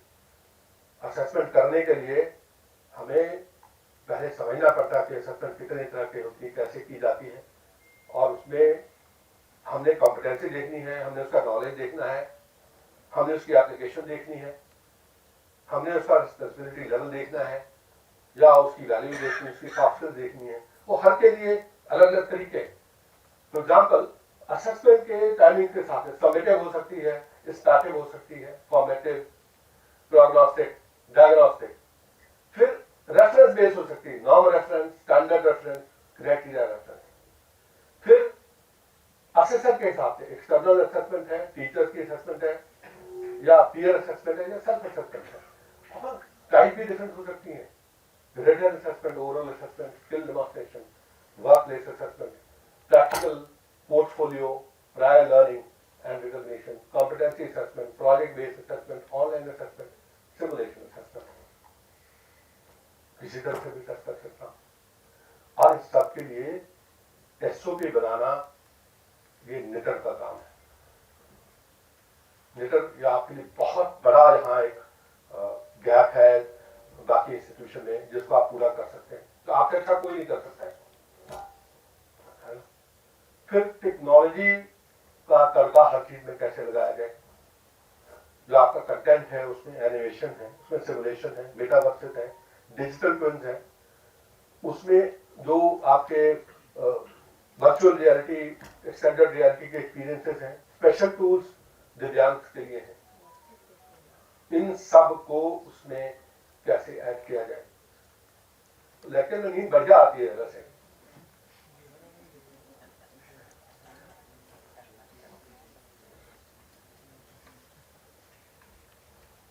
फिर इसमें अगर मैं देखूं मेरी फ्रेमवर्क में फर्स्ट ईयर के बाद मैंने यूजी सर्टिफिकेट दिया, लेकिन उसको बाहर निकालने से पहले मैंने साथ साथ उसको एक 4 से 10 क्रेडिट का कोर्स दे दिया, ताकि वो ऐसे बाहर जाके धक्के ना खाए। उसको मैं कुछ ऐसी स्किल दे के भेजूं कि बाहर जॉब मिल जाए। अगर वो 2 साल के बाद जाता है, फिर उसको मैं कुछ क्रेडिट, उसको एक कोर्स दे करके सॉफ्ट स्किल्स में उसको बाहर भेजूं। 3rd ईयर के बाद वैसे डिग्री मिलेगी, 4th ईयर के बाद डिग्री विद ऑनर्स है, और इसी तरह से अलग अलग लेवल्स के ऊपर वो निकल सकता है। लर्निंग आउटकम उसकी डिफाइंड है। ये सब कुछ NHEQF के डॉक्यूमेंट में अवेलेबल है। NHEQF फॉर यूजी कोर्सेज अलग है, पीजी कोर्सेज अलग है। उसको देख करके इसको सारे डिटेल्स इसके लिए जा सकते हैं, जाने जा सकते हैं। और जो NHEQF है ये बेसिकली आप समझ पा रहे हैं कि ये स्टैंड अलोन फ्रेमवर्क नहीं है, ये इंटीग्रेटिव है, ये डायनेमिक है, ये design to align with national verticals है, इसमें हॉरिजॉन्टल के साथ भी अलाइन है और इंटरनेशनल फ्रेमवर्क के साथ भी अलाइन है। NHEQF भी इसमें आप डाल सकते हो, ले सकते हो। और ये it's a part of national credit framework. 4 year degree के लिए ले लूँ, 3 ईयर डिग्री के लिए ले लूँ, PhD के लिए ले लूँ, क्रेडिट कैलकुलेशन इसमें बड़ा सिंपल है। Assessment, standard, digitisation of records and then integration mechanism defined है, जो मैंने आपको पहले सिखाए। हम लोग बात कर रहे थे कि आमतौर पर एक कंफ्यूजन होता है general education, vocational education, training और स्किलिंग, ये चारों अलग अलग लफ्ज है, अलग अलग सब्जेक्ट है, लेकिन काफी ओवरलैपिंग। तो बहुत लोगों को कंफ्यूजन है कि वोकेशनल का मतलब है poor cousin of education. No sorry, it's not that, it is the senior cousin of education. क्योंकि जब आप वोकेशनल एजुकेशन की बात करते हैं और जनरल एजुकेशन में यहाँ तो आपने BA, BCom, BSc किया आपने, लेकिन जहां पे आपने उस नॉलेज को अप्लाई किया तो इसमें बीटेक भी आता है, BEC में आता है, इसमें BVOC भी आता है, इसमें जो भी आपको जॉब के लिए चाहिए, वोकेशन के लिए चाहिए, वो इसमें आता है। ये सिर्फ ज्ञान के लिए। एमटेक को ये मैंने ऊपर रखा है, PhD को ऊपर रखा है, क्योंकि इसमें ज्ञान ज्यादा है, एप्लीकेशन कम है। वैसे ये जो एमटेक, PhD, ये दोनों जगह डाला जा सकता है। इसी तरह से जो ट्रेनिंग है वो शॉर्ट ड्यूरेशन है, टारगेटेड लर्निंग है टू डेवलप स्पेसिफिक टेक्निकल और जॉब ओरिएंटेड कॉम्पिटेंसी है। और जो स्किलिंग है वो broad practical learning aimed at job readiness. ठीक है, तो इनके बीच का डिफरेंस है, समझना बहुत जरूरी है। इसको डिफरेंस को समझते हुए हम देखें कि जो वाई एक्सिस है उसके ऊपर भी मिनी ऑप्शन लागू होता है। ये लेवल 1 से लेकर लेवल 8 तक सब कुछ इसमें अवेलेबल है, इसमें भी आप कर सकते हैं। इसमें भी जो लेवल डिस्क्रिप्टर्स हैं वो देखिए आप, यहाँ थ्योरेटिकल नॉलेज है, प्रैक्टिकल हैंड्स ऑन स्किल है, दूसरा एक्सेस, तीसरा एम्प्लॉयबिलिटी एंटरप्रेन्योरशिप आ गया, चौथा ब्रॉड लर्निंग आउटकम आ गया, पांचवा रिस्पांसिबिलिटी लेवल आ गया। ये भी इंटरनेशनली अलाइंड है। इसका आपको प्रॉपर नोटिफाइड डॉक्यूमेंट NHEQF का सैंक्शन मिल जाएगा। फिर NHEQF और NHEQF के बीच का जो डिफरेंस है इसको भी समझना जरूरी है। और इन दोनों का हम एक दूसरे के लिए यूज कर सकते हैं, एक दूसरे का पूरक है, ये एक दूसरे में इनका इस्तेमाल हो सकता है। ओनली थिंग इज कि जो NHEQF है उसको UGC उसको एडमिनिस्टर करता है, जबकि NHEQF को NCVT करता है। और ये NHEQF हायर एजुकेशन में इस्तेमाल होता है, ये हायर में भी हो सकता है, स्कूल में भी हो सकता है और स्किलिंग के लिए भी हो सकता है, तीनों के लिए। ये लेवल 1 से 8 तक है। फिर लेवल इसके ये गलत लिखा हुआ 8 है, ये लेवल डिस्क्रिप्टर्स है, इसके डिफाइन है, फोकस एरियाज इनके डिफाइन है, टाइप्स ऑफ लर्निंग, इसमें फॉर्मल लर्निंग ज्यादा है, उसमें फॉर्मल, नॉन फॉर्मल, इनफॉर्मल तीनों लर्निंग पे भी लग सकता है। इंटीग्रेशन विद जो NCRF दोनों का है, करेक्टराइजेशन दोनों में है, उसमें बेसिकली हम 15, 30, 45, उसमें सीधा 30 घंटे वाला एवरेज है। मोबिलिटी सपोर्ट दोनों में है, एग्जिट ऑप्शन दोनों में है, क्वालिटी एश्योरेंस दोनों में है। और इसी तरह से जो ग्लोबल इक्विवेलेंस, ये जो NCRF और NHEQF दोनों का ग्लोबल इक्विवेलेंस इंश्योर किया गया। एग्जाम्पल्स आप देख पा रहे हैं। एक छोटा सा एग्जाम्पल ले रहा हूँ कि ये 3 साल का कोर्स है आपका, ये आपका 4 साल का कोर्स है। 3 साल के कोर्स में 120 क्रेडिट टोटल चाहिए, 4 साल के कोर्स में 160 क्रेडिट टोटल चाहिए। इसमें मेजर स्ट्रीम में 50% क्रेडिट आपको चाहिए, तो 60 क्रेडिट 120 में से। और माइनर आप 2 स्ट्रीम तक कर सकते हैं, या 24 क्रेडिट का कर लीजिए, 12-12 क्रेडिट के 2 कर लें, तो 2 माइनर हो सकते हैं एक डिग्री के साथ 10% के। फिर मल्टी डिसिप्लिनरी है, skill based courses, ability enhancement courses, skill enhancement courses, value added courses. ये सारा कंफ्यूजन जो गुलाबी वाला क्वेश्चन है इसको आप मिला सकते हैं, इसमें कोई प्रॉब्लम नहीं है। ये समर इंटर्नशिप है, इंटर्नशिप पूरी 20 क्रेडिट की हो सकती है, पूरा एक सेमेस्टर हो सकता है। लेकिन ये जो समर इंटर्नशिप है ये 2 से 6 हो सकती है। 10 दिन के तकरीबन एक क्रेडिट इसमें आता है, 20 दिन से लेकर के 2 महीने तक कर सकते हैं लोग। रिसर्च प्रोजेक्ट है, रिसर्च प्रोजेक्ट में आप जो डिसर्टेशन है इसमें 12 से 14 इवन 16 क्रेडिट्स हो सकते हैं। कुछ लोग 20 क्रेडिट करते हैं, वो भी हो सकते हैं। 16 क्रेडिट बड़ा नॉर्मल है। और इसमें चाहे मैं मेजर स्ट्रीम में लूँ, इसमें भी 50% तक स्किल बेस्ड कोर्सेज हो सकते हैं, इसमें भी स्किल बेस्ड कोर्सेज हो सकते हैं। तो ये स्किल बेस्ड कोर्सेज इसमें से किसी में भी 50% तक हो सकते हैं। जो स्किल बेस्ड कोर्सेज है, जैसे मैं फॉर एग्जाम्पल AI सीख रहा हूँ, AI के जो एल्गोरिथम मैंने सीखे वो थ्योरी में आ गए, जो मैंने पाइथन में उसकी इम्प्लीमेंटेशन की वो स्किल आ गई। तो मोस्टली सारी लैब्स आपके स्किल्स में आएंगी, वो स्किल बेस्ड कोर्सेज होंगे। और वो स्किल बेस्ड कोर्सेज ये है जो इंडस्ट्री को चाहिए, वो एप्लीकेशन चाहिए, उसको थ्योरी नहीं चाहिए।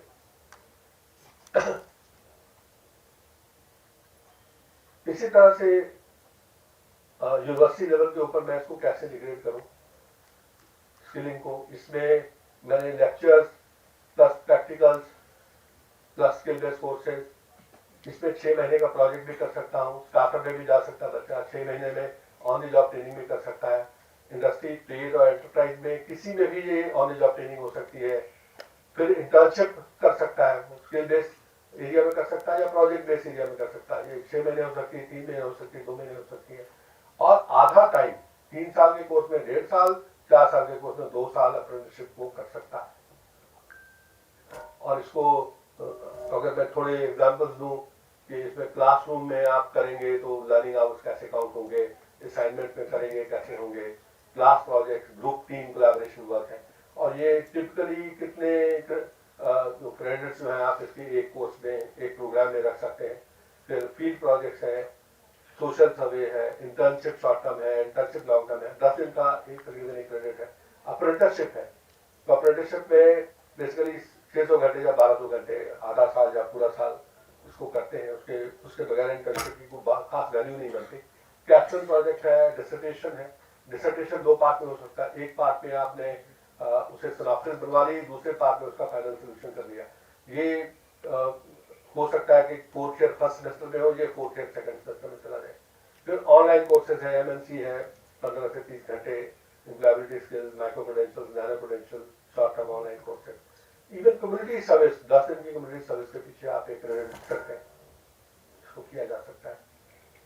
और अगर आप देखेंगे तो भिन्न भिन्न किस्म के NSQ अप्लाइन, ये अप्रूव्ड प्रोग्राम आपका पास अवेलेबल है। फ्यूचर इमर्जिंग टेक्नोलॉजी क्वालिफिकेशन, ये जो 4.5 से ऊपर 290 क्वालिफिकेशन आपके पास है। MNC क्वालिफिकेशन नॉसेज और micro credential 86, multi sectoral skill qualification 34 बनी हुई, क्रॉस सेक्टोरल क्वालिफिकेशन 43 है, मल्टी एंड क्रॉस सेक्टोरल दोनों 7 है, स्टैंड अलोन नॉसेज 208 है, स्टैंड अलोन माइक्रो क्रेडेंशियल 73 है। तो ये मिला करके इतना नंबर है, इसको आप जब मर्जी उठा के अपने करिकुलम इंटीग्रेट कर लें। हम कहते हैं कि स्किलिंग कैसे लाएं, तो ये स्किलिंग लाने का बड़ा इफेक्टिव तरीका है। फिर AEDP की मैं बात करूं तो AEDP में पहली बात तो AEDP सारे ऑल अंडर ग्रेजुएट प्रोग्राम्स में लागू हो सकता है, ऑल अंडर ग्रेजुएट प्रोग्राम। तो HEI में convert their already running programmes into AEDP कर सकते हैं। ये प्रोग्राम चला रहे हैं, उसका हम AEDP वर्जन चला रहे हैं, ठीक है। और इसमें stand alone degree nomenclature as notified by UGC use होगा। ये स्टैंडर्ड ही डिग्री प्रोग्राम, इसके लिए कुछ भी अलग से करने के लिए ये स्टैंडर्ड डिग्री नॉमेनक्लेचर ही इस्तेमाल होगा। और ये at par with the other UG degree है। Student graduating from AEDP eligible to take admission in PG and PhD program, same admission norms, कोई भिन्न नहीं है। और फ्रॉम इंडस्ट्री परस्पेक्टिव ये degree apprenticeship guided by apprenticeship act भी हो सकती है, स्टाइपेंड कंप्लायंस भी हो सकती है। और अगर खाली ट्रेड में जाना चाहें, एक्ट के मुताबिक ना जाना है, वो भी संभव है, दोनों चीजें संभव। और इसमें जो इसका जो 3 साल के लिए मिनिमम 1 सेमेस्टर, मैक्सिमम 2 सेमेस्टर, और मिनिमम 1 सेमेस्टर, मैक्सिमम 3 सेमेस्टर है। 4 साल के लिए मिनिमम 2 सेमेस्टर है, मैक्सिमम 4, ठीक है। और ये फर्स्ट सेम में इसको पहले सेमेस्टर में पहले इंस्टीट्यूशन में लाना है, और लास्ट सेमेस्टर वो इंटर्नशिप में हो सकता है। तो इस टाइप की बहुत छोटी छोटी सी स्टिपुलेशन है, बड़ी कॉमन सेंस वाली, flexibility to schedule apprenticeship within programme duration. और इसको इसमें knowledge part, HCI skill part ये नर्सरी देती है, और ये बाकी का जो थियोरेटिकल पोर्शन है ये HCI देता है। ठीक है, तो ये through board of apprenticeship training board के थ्रू है। तो मुझे बड़ी खुशी है कि पाठी जी ने बताया कि 3 बोर्ड्स तो ऑलरेडी इनके साथ एग्रीमेंट साइन कर चुके हैं। तो ये गुरुजनों के गुरुजन है, तो इनके साथ संबंध स्थापित कीजिए। अगर इसको इम्प्लीमेंट करना है तो बड़ी आसानी से हो जाएगा। The number of seats to be planned as per facility and infrastructure. In fact, 2 section चला सकते हैं, एक ADP वाले, एक नॉन ADP वाले, लेकिन उनको नाम मत वैसे दीजिएगा। उनको किसी तरह से अलग नहीं शो करना है, अलग दर्शाना नहीं है। ठीक है, HCI is interested in implementing ADP में seek technical assistance from board से ले सकते हैं, SSC से ले सकते हैं, NCBT से ले सकते हैं, आप निकर से ले सकते हैं। ठीक है, ये मैं आपको जो डिफरेंसेस बता रहा था मल्टी डिसिप्लिनरी, इंटरडिसिप्लिनरी, ट्रांसडिसिप्लिनरी के, तो मल्टी डिसिप्लिनरी में तो बेसिकली जो उनकी identity of each subject remains distinct, और यहाँ इंटरडिसिप्लिनरी में integration of knowledge, methods, tools and techniques from different discipline, और ट्रांसडिसिप्लिनरी में होलिस्टिक अप्रोच है जिसमें involves real world problem solving. Example से आप समझ जाएंगे कि इसमें हिस्ट्री, बायोलॉजी, सोशियोलॉजी अगर सेपरेटली आपने एक बच्चे को पढ़ा दी तो मल्टी डिसिप्लिनरी कर दिया, लेकिन अगर आपने बायो और केमिस्ट्री को मिला करके बायोटेक्नोलॉजी बना दी, और ये इंटरडिसिप्लिनरी हो गया। और अगर इसमें क्लाइमेट चेंज आपने डाल दिया, scientist, policy maker, local communities सबको मिला लिया, तो वो ट्रांसडिसिप्लिनरी हो गया। तो कुछ एग्जाम्पल्स देना चाहूंगा। मैं डॉक्टर साहब आपसे भी बात कर रहा था मॉर्निंग में भी, कल रात भी बात हो रही थी कि अब जैसे हिस्ट्री है, हिस्ट्री में कहेंगे स्किल बेस पे 8% कोर्सेज का पढ़ाए, तो ये पढ़ाइए digital history and archive management, public history and heritage tourism, digital story telling, global perspective in history, data analysis for historians, entrepreneurship in heritage, digital mapping for historians, AI in historical research, applied linguistics and historical research, public policy and history, heritage conservation, restoration, cultural resource management। और ये जो subject suggest किए हैं ये university के साथ बात करने के बाद सजेस्ट कर रहा हूँ।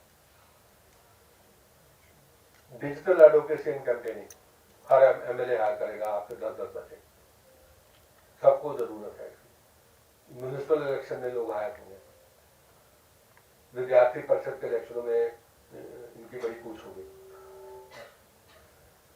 AI application, political analysis, negotiation, diplomacy skills, leadership and management in politics, media and political communication, political risk analysis forecasting, जो कंपनी इंडिया में कहीं भी प्रोजेक्ट लगाएगी उसको सबसे पहले ये चाहिए। फिर political advocacy and lobbying, international development, aid management, crisis management, emergency response, ethics and governance in politics, political psychology, behavioural analysis, data analysis. इसमें हर एरिया में, इकोनॉमिक्स में है सारे, game theory and strategic decision making, financial markets and institution, AI and financial markets, international finance, urban and regional economics, behavioural economics, ये management वाला बंदा, जो मार्केटिंग वाला बंदा, उसको बिहेवियरल इकोनॉमिक्स सबसे पहले रिक्वायर्ड चाहिए। साइकोलॉजी में है, अलग अलग किस्म के सब्जेक्ट्स हैं, psychological assessment and testing techniques, behavioural इसमें भी आता है, AI machine learning, psychological research आता है, डिजिटल मेंटल हेल्थ इंटरवेंशन है, साइकोमेट्रिक्स है, साइबर साइकोलॉजी है, health and wellness coaching, geography है, बीकॉम है।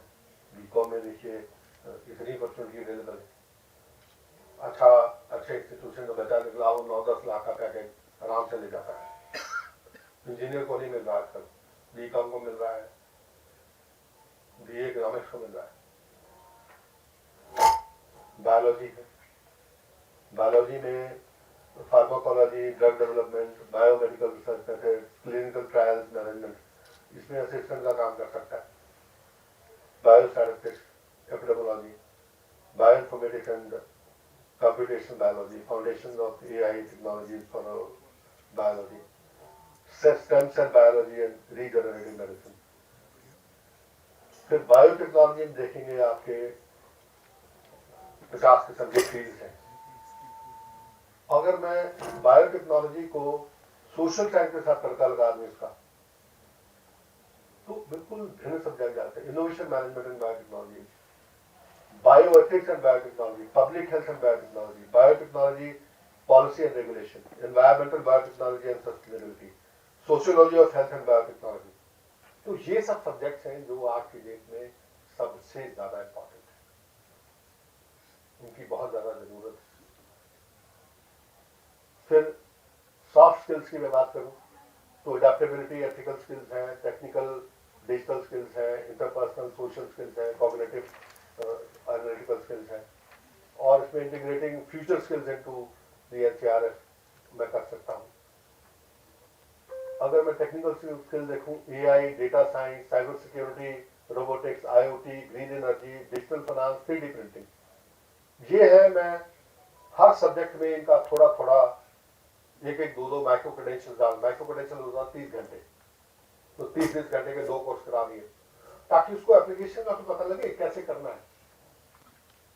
और ये 550 कोर्सेज हैं जो अवेलेबल है, ये एनसीवीटी की वेबसाइट पे पड़े हुए हैं, इनको उठा के डिग्रेड कर लीजिए।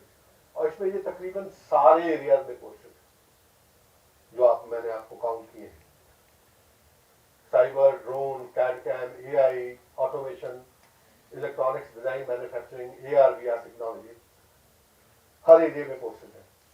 VLSI डिजाइन के लेवल 6-7 के कोर्सेज हैं। फिर सॉफ्ट स्किल्स है जो 150 सॉफ्ट स्किल्स को हमने 50 डब्बों में बंद किया, और 50 डब्बों को ये 8 उसके बॉक्सेस बना दिए। Communication, digital fluency, interpersonal social skills, English foreign language, workplace job related skills, cognitive, Meta cognitive, citizenship, constitution value, foundational literacy, और सेल्फ एम्प्लॉयमेंट एंड एंटरप्रेन्योरशिप। और इसको अगर आप देखेंगे तो ये 50 सब कॉम्पोनेंट है उसके, और इसके 4 वेरिएंट्स अवेलेबल हैं, स्कूल के लिए, कॉलेज के लिए, प्रोफेशनल और बिल्कुल अनपढ़ लोगों के लिए। ये चारों वेरिएंट्स आपको एनसीवीटी की साइट के ऊपर मिल जाएंगे। इनको अभी हम डिजिटाइज कर रहे हैं, वहां आपको फ्री ऑफ कॉस्ट मिलेंगे सब, और इसके क्रेडिट्स भी डिफाइंड है, तो इसको आप एज ए क्रेडिट कोर्स दे सकते हैं, कोई प्रॉब्लम नहीं है। ये जो है, ये जो एनसीवीटी की तरफ से अप्रूव्ड कोर्सेज हैं, एनसीवीटी में आप देखेंगे कि इसमें अभी ये 2685 कोर्सेज हैं जो लाइव हैं, जबकि 5800 कोर्सेज है ये आर्काइव्ड है। मतलब ये 3 साल से जो पुराना कोर्स हो जाता है, जैसे मेडिसिन में 3 साल की एक्सपायरी है, वैसे हमारे कोर्स पे 3 साल की एक्सपायरी होती है, 3 साल बाद एक्सपायर कर देते हैं। आपने यहाँ जो एक बार कोर्स लिखा गया, 20 साल वही लोग पढ़ाते रहते हैं, तो बासा कोर्स नहीं चलता, ताजा चाहिए। और अगर आप सोचते हैं कि आज भी रेलेवेंट है, तो उसको दोबारा अमेंड करके ले आएंगे। और इसमें एक कोर्स को अप्रूव करने के लिए 30 इंडस्ट्री वैलिडेशन चाहिए। 30 इंडस्ट्रियां कहेंगे कि ये कोर्स काम का है, तब हम उस कोर्स को अप्रूव करेंगे, नहीं तो नहीं करेंगे। ठीक है। और आप लोग सिलेबस बनाते हैं, मुझे नहीं पता किसी से पूछते भी हैं कि नहीं, आपस में बैठ के तय कर लेते हैं। जब तक इंडस्ट्री से नहीं पूछेंगे जिसने जॉब देनी है, जब तक सोसाइटी से नहीं पूछेंगे, एक कंसल्टेशन मैकेनिज्म होना चाहिए। तो स्टेक होल्डर्स कंसल्टेशन का एक बहुत बड़ा हिस्सा एमबीजीएल में ऐड कर रहा हूं। एमबीजीएल कमेटी को मैं चेयर करता हूं, तो एमबीजीएल में इसको ऐड कर रहे हैं। इंस्टीट्यूशन डेवलपमेंट प्लान मैं सबसे कहूंगा, अगर आपने नहीं बनाया है इसको जरूर बनाएं। ये यूजीसी की साइट पे पड़ा हुआ है, बहुत डिटेल प्लान, इसके आगे क्या क्या कंपोनेंट्स हैं वो आपको उसमें मिल जाएगा। और इस प्लान को अगर आप इम्प्लीमेंट कर लेंगे तो उसमें काफी चीजें हैं जो आप एनईपी की इम्प्लीमेंट कर पाएंगे। तो लास्ट में मैं यही कहूंगा कि adopt and implement both NEP NCERF और एनएचईक्यूएफ बेस्ड जो करिकुलम हायर एजुकेशन के साथ उसको इंटीग्रेट करें अपने design and offer, multidisciplinary, interdisciplinary और ट्रांसडिसिप्लिनरी तीनों के प्रोग्राम ऑफर करें।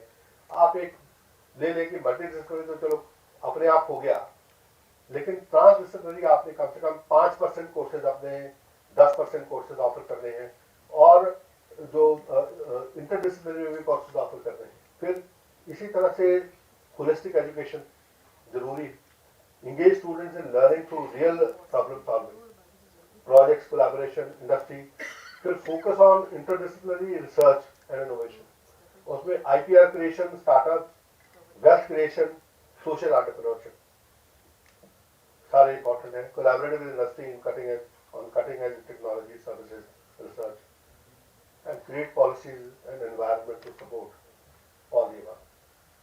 So thank you so much.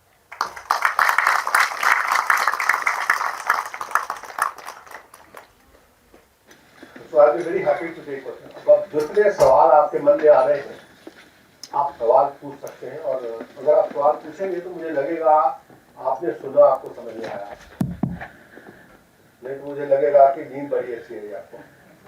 नहीं सर, इतना अच्छा सेशन जिसकी जितनी तारीफ की जाए कम है, क्योंकि हम जैसे लोगों को समझ में आने लगा। मतलब मैं सोच रही हूँ कि शायद मुझे नींद में भी कोई पूछेगा कि मल्टी डिसिप्लिनरी, इंटर डिसिप्लिनरी और ट्रांस डिसिप्लिनरी का सैलेड कैसे अलग होगा।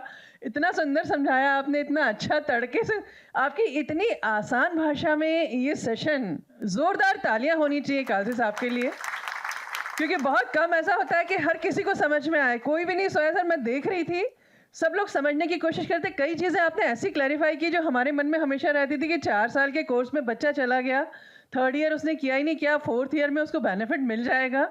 मतलब बहुत अद्भुत सेशन, बहुत बहुत धन्यवाद सर इतने अच्छे सेशन का।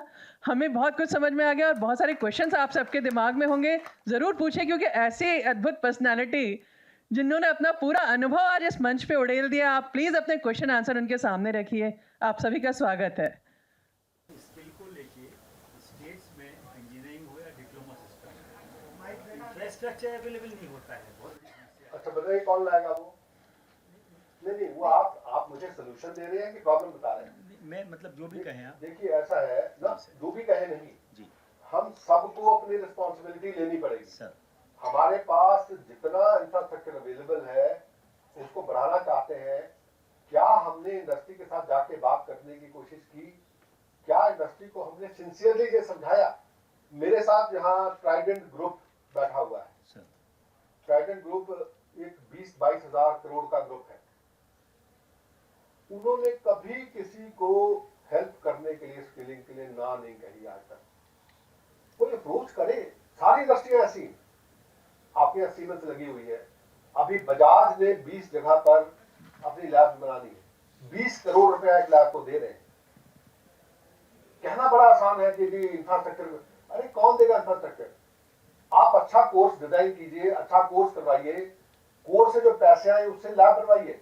अच्छा आपके पास अगर आपके इंस्टीट्यूशन का थोड़ा सा भी नाम है, अगर लोगों को पता है आप सीरियसली काम कर रहे हैं, पैसे देने वालों की कमी नहीं है, न पैसे की कमी है न प्रोजेक्ट्स की कमी है, अगर हमारी इंटेंशन है और हम उसको दिखा सकते हैं। अदरवाइज ये बड़ा आसान है कि जी टीचर्स की ट्रेनिंग नहीं है जी, हमारे पास इंफ्रास्ट्रक्चर नहीं है जी, बिजली के बिल नहीं दे पा रहे हैं जी, वो तो है ही है, ठीक है। वो सर तो एक्चुअल में ये मैसेज हमारे इंडक्शन के ट्रेनीज को मैं देना चाह रहा था। इसमें इंडक्शन के बहुत से ट्रेनीज बैठे हैं, इसलिए मैंने आपसे क्वेश्चन किया। Thank you sir. Anybody else? बोला तो बाद में बोलो यार वैसे ही। Sir professor Sachin Tiwari from NITTR Bhopal. 3-4 कुछ डाउट या क्वेश्चन थे। पहला तो सर ये कि क्रेडिट को हमने जो डिफाइन किया तो 30 आवर्स ऑफ क्रेडिट और नॉशनल आवर्स को भी उसमें बोला, तो उसको थोड़ा सा क्लैरिटी नॉशनल आवर्स की ओर मैं करना चाहूँगा। दूसरा NHEQF में हायर एजुकेशन में हम बात कर रहे हैं तो अभी भी हम जैसे आपने बताया लेक्चर में 15 आवर्स फॉर द क्रेडिट और प्रैक्टिकल में 30 आवर्स और विजिट एक्सेट्रा में 45 आवर्स। तो इसको हम commonly 30 hours of credit for all मान सकते हैं क्या? एक ये भी मेरे वो है। आप मानेंगे मुझे खुशी होगी जी, लेकिन बहुत लोग हैं जो अड़ जाते हैं कि हम नहीं मानेंगे। तो मान सकते हैं ना सर? बिल्कुल मान सकते हैं। तो हम 30 आवर्स, हाँ जी, हम कभी भी थ्योरी और प्रैक्टिकल को अलग अलग नहीं देख सकते। इसलिए स्किलिंग में वर्ल्ड वाइड ये किया गया है कि वर्ल्ड वाइड उन्होंने इसमें डिफरेंशिएशन खत्म करके इसको 30 आवर्स पर क्रेडिट बोला है। कुछ कंट्रीज 25 आवर पर क्रेडिट कहती हैं, जो जिनके पढ़ाने का तरीका और थोड़ा बेहतर है, इंफ्रास्ट्रक्चर बेहतर, जैसे जर्मनी। बाकी 30 आवर्स करती हैं। स्कूल में कभी हम डिफरेंशिएशन नहीं करते थियरी प्रैक्टिकल का, हमने 30 आवर्स मांगा है। नोशनल आवर्स के बारे में सर कुछ? नोशनल आवर्स क्या होता है? एक हम कहते हैं कि हमने ये 1200 घंटे पढ़ाना है, लर्निंग के 1200 घंटे हैं। जैसे ही लर्निंग के 1200 घंटे आपने बोले, एक टीचर के दिमाग में, खास करके स्कूल टीचर के दिमाग में जाता है कि हमारा वर्कलोड बढ़ जाएगा, और वहां अभी जो 1080 घंटे का टीचिंग लोड है हर टीचर का। 1080 घंटे एक साल में पढ़ाते हैं वो लोग, मतलब जो एक क्लास में, एक क्लास के लिए पूरा लोड जो 1080 घंटे का, 120 घंटे का जो एक्स्ट्रा करिकुलर था उसका पार्ट बन गया।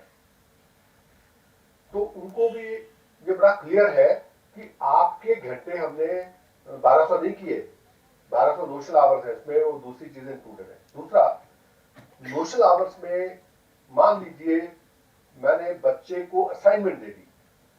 असाइनमेंट देने के 2 तरीके हैं।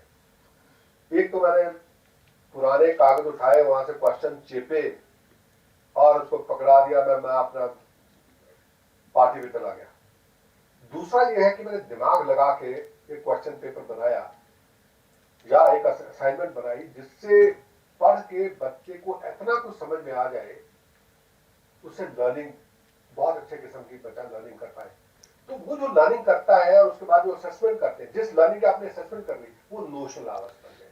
तो सर 1200 आवर्स में से 120 आवर्स मतलब 10% हम नोशनल आवर्स रख सकते हैं। वो स्कूल के, मतलब उसका कोई परसेंटेज है? कोई परसेंटेज नहीं है, उसमें कोई परसेंटेज नहीं है। वो आपके ऊपर डिपेंड करता है कि आप उसको कैसे करना, आपका दिल क्या कहता है।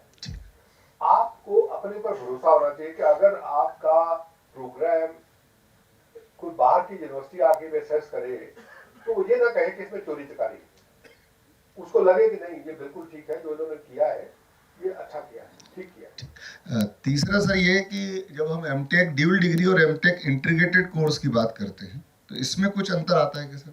लेवल 6.5 और पे? नहीं, वो जब एमटेक काम करते हैं तो उसमें फर्क नहीं आता, उसमें 6.5 ही आता है उसमें। अभी हमने क्या किया, एक डिबेट चल रहा था कि जो आईआईएम्स में बच्चे जाते हैं वो सारे इंजीनियर्स होते हैं, तो वो लेवल 6 पे एंटर करते हैं, 2 साल बाद उनको लेवल 7 क्यों ना दिया जाए। तो जो नेशनल एनसीआरएफ जो है, ये एनसीआरएफ की कमेटी मैंने चेयर की थी, तो ये सारा एनसीआरएफ मेरे हाथ का बना हुआ है। तो अभी जो एनसीआरएफ को इम्प्लीमेंट करने की कमेटी है उसका भी पार्ट हूं मैं। तो हमने कमेटी में फैसला किया कि हमारी जो बेसिक एंट्री क्वालिफिकेशन कैट के लिए है वो 3 साल की डिग्री है, 4 साल की डिग्री नहीं है। इसका मतलब अगर पीएचडी करके आ जाए और जाके एमटेक में एडमिशन ले ले, तो आप कहेंगे 8+ उसको मैं 9 कर दूं क्या? वो उससे रिलेटेड नहीं है। उसको 5.5 पे एंट्री है, 5.5 से उसको 6.5 देना है। तो इसके साथ एक और उसकी कोरोलरी हमने निकाली कि अगर एक बीटेक का बच्चा अगर एमबीए करना चाहता है तो आप उसको 1 साल में भी एमबीए करा सकते हो। 6 उसके पास ऑलरेडी है, 6.5 लेके जाना है, लेकिन वहां उसको इंटीग्रेटेड करानी पड़ेगी, बिकॉज 1 साल में सारा एमबीए का कोर्स नहीं पढ़ा सकते। उसका कुछ पार्ट आपको बीटेक 4th ईयर या बीटेक 3rd ईयर में भी पढ़ाना पड़ेगा। तो वो ऑलरेडी एक डायरेक्शन जारी हो चुकी है सबको कि आप बीटेक के लिए इंटीग्रेटेड कोर्स 5 साल का बीटेक एमबीए कर सकते हैं। यही इशू सर आता है यूजी ऑनर्स के बाद, या खासतौर से जो मैं ध्यान दिलाना चाहता हूँ, डिस्क्रिपेंसी बेसिक साइंस में और इंजीनियरिंग में बनी हुई है पहले से, जिसमें 0.5 का डिफरेंस हमेशा दिखाई देता है। उसको आप डिफरेंस बनाई रहने दीजिए, आपकी इज्जत ढकी रहेगी। जी जी जी, ठीक है। जो इंजीनियरिंग है, आप इंजीनियरिंग को आप लिबरल आर्ट से जब कंपेयर करते हो, तो इंजीनियरिंग में जो पढ़ाई होती है, जितने नंबर ऑफ आवर्स आप पढ़ते हो, और आर्ट्स कॉलेज में जितने नंबर ऑफ आवर्स पढ़ते हो, वो डिफरेंट है। वहां आप पढ़ाई के साथ उसका एप्लीकेशन करते हो, रियल टाइम में, रियल टाइम एप्लीकेशन करते हो, इसलिए वो 0.5 ऊपर ही रहेगा। जी, तो वो 0.5 हॉरिजॉन्टल वर्टिकल मूवमेंट के रिस्पेक्ट में वो 0.5 कवर किया जा सकता है क्या कभी किसी स्टेज पे? बिल्कुल किया जा सकता है, बिल्कुल किया जा सकता है। आप जब किसी को 1200 घंटे की लर्निंग उस लेवल पे दे देंगे, आप उसका लेवल अप कर सकते हैं। एग्जाम्पल देता हूँ, एक बच्चा है 5.5 के लेवल पर है, वो 1 साल का NSQF 9 कोर्स करता है लेवल 5.5 पर, लेवल 6 के लिए। लेवल 5.5 आ गया, लेवल 6 का उसने कोर्स किया 1200 घंटे का, उसको लेवल 6 मिल जाएगा।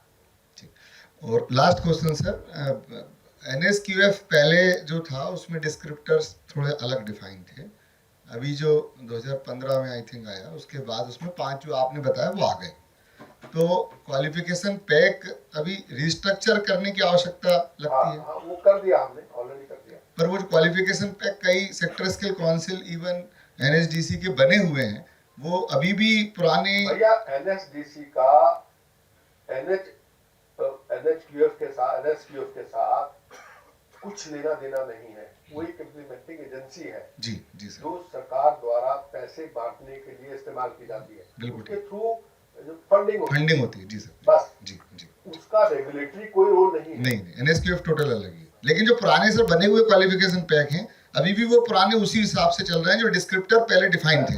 फिर आप पुराने की बात कर रहे हैं, मैंने अभी बताया कि 3 साल के बाद वो खत्म कर दिया जी। जो आप 5800 की लिस्ट देखी थी वो उसमें पड़े हुए हैं। बिल्कुल ठीक है, वो डेड हो चुके हैं मतलब एक तरीके से। हो गए खत्म। Thank you sir, thank you. हाँ बताइए।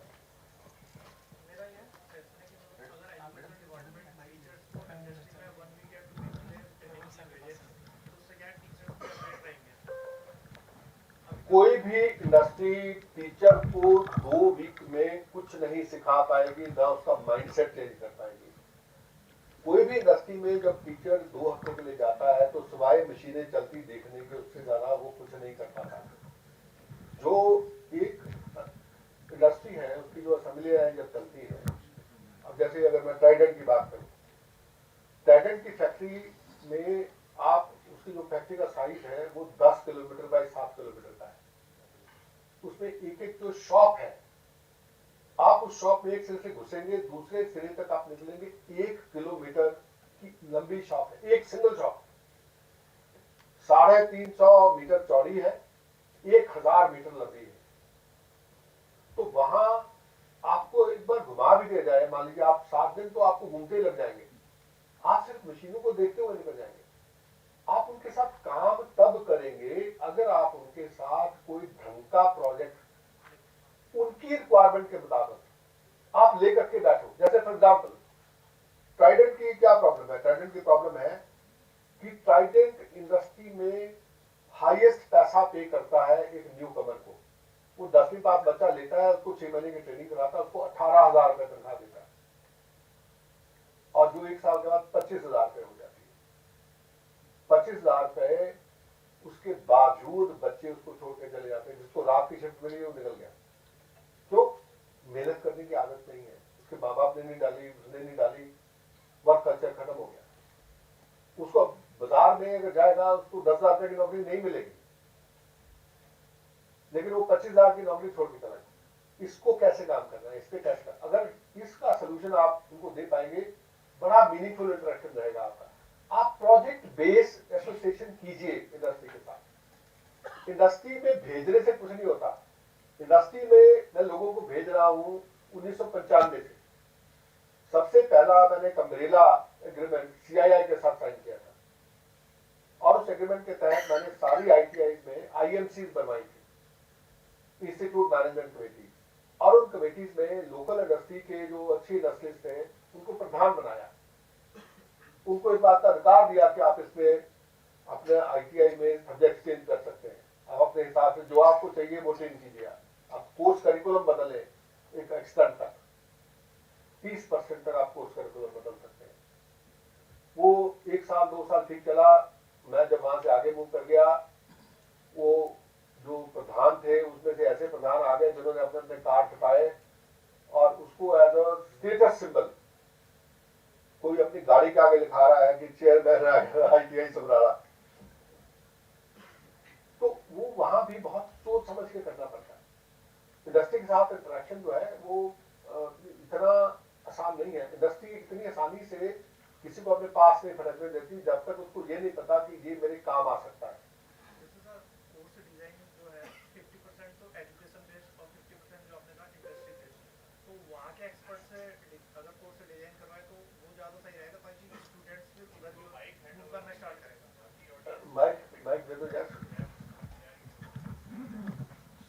चाह रहा हूँ, जैसे आप देखिए कह रहे उसमें हैं ऐसा होता है, जब कोर्स डिजाइन करते हैं हम लोग, पहली बात तो उस कोर्स डिजाइन में इंडस्ट्री के 2-3 एक्सपर्ट, बड़े एक्सपर्ट साथ होते हैं।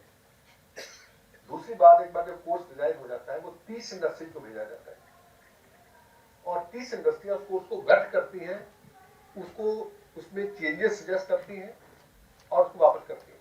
उसके बाद हम एक स्टेक होल्डर्स कंसल्टेशन करते हैं। स्टेक होल्डर कंसल्टेशन में कम से कम 2 से 3 बार वो सारी इंडस्ट्रियों को ऑनलाइन लेकर के डिस्कशन होता है और वहां अच्छी खासी एक हीटेड डिबेट होती है।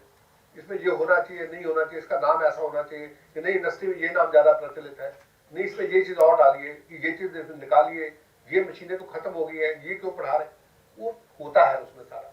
और उसके बाद हम उसको लाके फाइनली अप्रूव करते हैं। लेकिन एकेडमिक वर्ल्ड में आपके अभी वो प्रचलित नहीं है। आप लोग इंडस्ट्री के साथ नहीं बैठते, इसलिए मैंने पूछा कि जो कोर्स आप डिजाइन करते हैं क्या आप इंडस्ट्री से वेट करवाते हैं? करवाना चाहिए सर। जैसे मेरा एक फ्रेंड है तो रिलायंस सोलर में काम कर रहा है, तो मेरा भी एमटेक मटेरियल साइंस है, उसका भी वही था, सेम ही कोर्स कर रखा हमने। तो मैंने उससे कहा कि एक महीना अगर मुझे विजिट करना है तो मैं आना चाह रहा हूँ, समर वैकेशन होता तो उधर आ जाऊँगा मैं सीखने के लिए। तो बोला यार कंपनी ऐसे आने नहीं देती है, या तो आपकी यूनिवर्सिटी के साथ MOU तभी वो आप आ सकते हो, मतलब बिना उसके परमिशन नहीं देते हैं। मेरे से क्या चाहते हो? लेटर चाहते हो? मैं दे दूंगा ना। भाई वो तो तुमने जो रिलेशनशिप कायम करनी है वो तो खुद ही करनी है ना, तो उसके लिए सवाल पूछने का थोड़ी है। वो तो तुम्हारे जो हेड ऑफ द डिपार्टमेंट है, मतलब हम अगर सीखेंगे तभी हम स्टूडेंट को जैसे सोलर तो चिप इस अपने तरीके से। प्रिंसिपल से बोलो ना भाई, अपने वाइस चांसलर से बोलो, वो बात करें, इंडस्ट्री से बात करें। बताएं।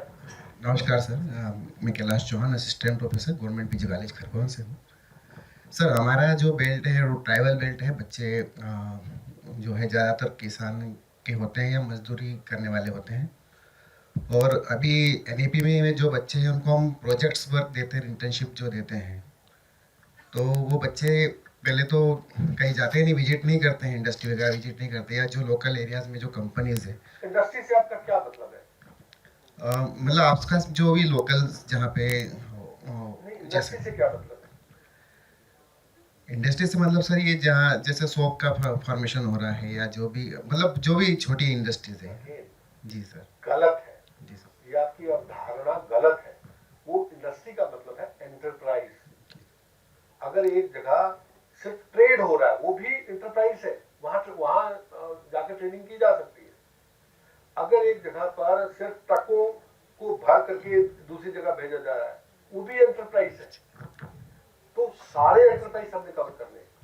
एक लाला है जो लोन देता है, लोन की रिकवरी करता है। एक दुकान है जो टीवी बेचती है, वीडियोकॉन का ही एक शोरूम है। वो सारे एंटरप्राइजेस हैं। हमने उन सबको एंटरप्राइज इंडस्ट्री मान के चलना। आपने देखा यहाँ मैंने इंडस्ट्री ऑब्लिक एंटरप्राइज लिखा हुआ था। तो इसलिए इंडस्ट्री का मतलब ये नहीं कि जहां कुछ मैन्युफैक्चर होता, वो मैन्युफैक्चरिंग वाला पोर्शन तो बहुत कम है। जहां कहीं सर्विस हो रही है वो भी इंडस्ट्री। फॉर एग्जाम्पल, अगर एक नाई बाल काट रहा है, स्पा अच्छा बनाया हुआ उसने एक हेयर सलून अच्छा बनाया हुआ, वो भी एंटरप्राइज है। तो आप जिस ढंग से बच्चे जहां जाना चाहें, चाहे एग्रीकल्चर का है, चाहे वो एग्रीकल्चर में हाथ से लोग सामान बनाते हैं उनका है, थोड़ा बहुत एग्रो प्रोसेसिंग करते हैं उनका, अब किसी को भी एंटरप्राइज मान सकते हैं। सर बच्चे जो है वो गूगल से सर्च करके जो है वो प्रोजेक्ट सबमिट कर देते हैं, और इससे हमें स्किल्स डेवलप नहीं होती। समझ है ना कि गूगल क्या है? जी तो आप जान सकते हैं, अगर आप बच्चों को सब्जेक्ट देते हुए आप ऐसा सब्जेक्ट देंगे और साथ में नीचे लिखेंगे कि गूगल से सर्च करना अलाउड है, चैट जीपीटी से भी प्रोजेक्ट बनाना अलाउड है, आप लिख दें, लेकिन प्रोजेक्ट में अपना दिमाग लगाएं। फिर अभी हम जितने भी असाइनमेंट दे रहे हैं IITs में, मैं 4 IITs में डिस्टिंग्विश प्रोफेसर हूँ, वहां टीचर से बात होती है, वो जितने असाइनमेंट दे रहे हैं वो बच्चों को कह रहे हैं आप चैट जीपीटी से करो। वो चैट जीपीटी का जवाब दे ही नहीं सकता जो असाइनमेंट होती है, उसमें आपको मेहनत करनी पड़ेगी। जी सर। अगर आप बूटवानी वाला प्रोजेक्ट दे देंगे तो वो वही लिख के जाएगा जो वहां से अवेलेबल है, तो फिर वो आप उसको दोष नहीं दे सकते। वो दोष उसको प्रॉब्लम स्टेटमेंट का है। अच्छा मान लीजिए आपने उसको प्रॉब्लम स्टेटमेंट दिया है। अब एक एग्जांपल लेता हूँ, एक एरिया है वहां केले बहुत होते हैं। यार अब आपको अपने यहाँ डिस्कशन नहीं पड़ गया ना पूरा। चलिए थैंक यू सर।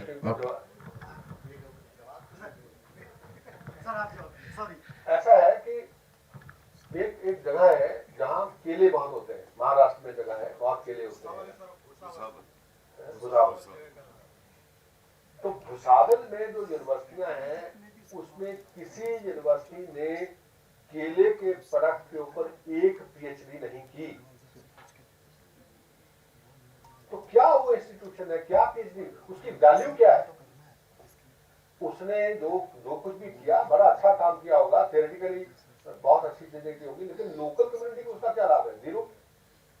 तो अभी जब हम यूनिवर्सिटी के असेसमेंट करेंगे तो उसने लोकल कंटेक्स्ट पे क्या काम किया इसको भी देखेंगे। तो आप उनको लोकल प्रॉब्लम कीजिए ना। उसके लिए पहले आपको लोकल जाना पड़ेगा, बात करनी पड़ेगी, लोगों से एक संबंध बनाना पड़ेगा। तो आप भी तो निकलिए ना। तो जितना काम वो करेंगे उससे दोगुना काम आपको करना पड़ेगा।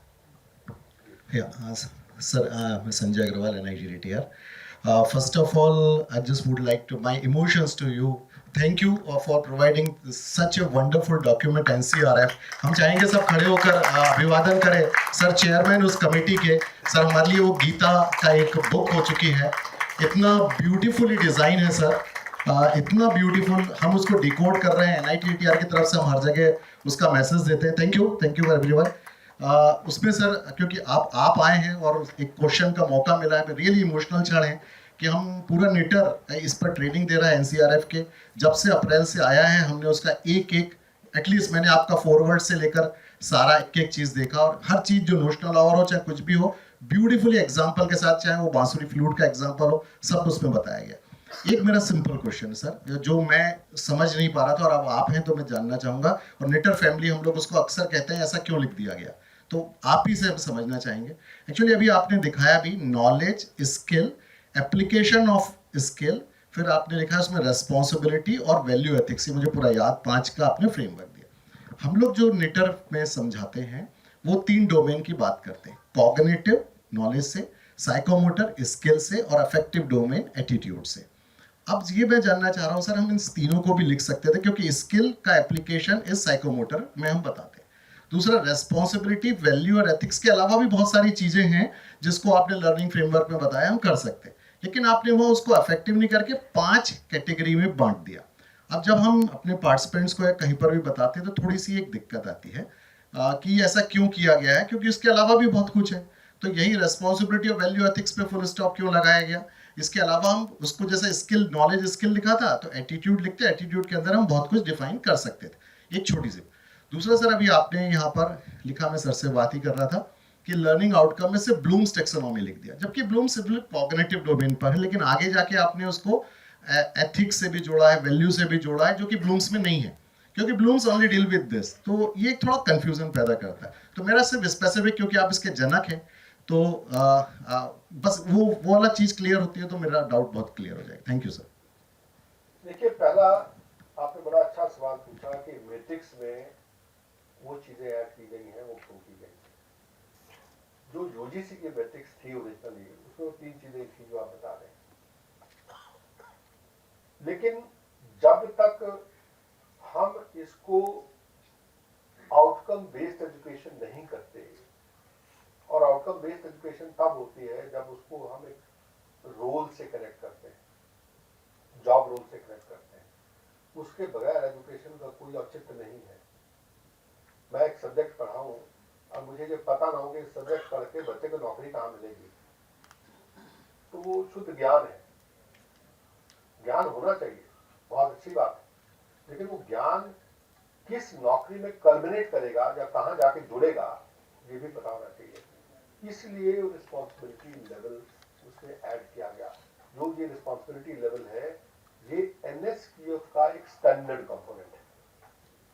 NSQF में ये शुरू से चला रहा, वर्ल्ड के हर कंट्री में वो रिस्पॉन्सिबिलिटी लेवल है कि ये आपका सुपरवाइजर लेवल है या ये सीनियर टेक्नीशियन है या ये डिप्टी मैनेजर है या ये मैनेजर है, किस लेवल का ये पर्सन है।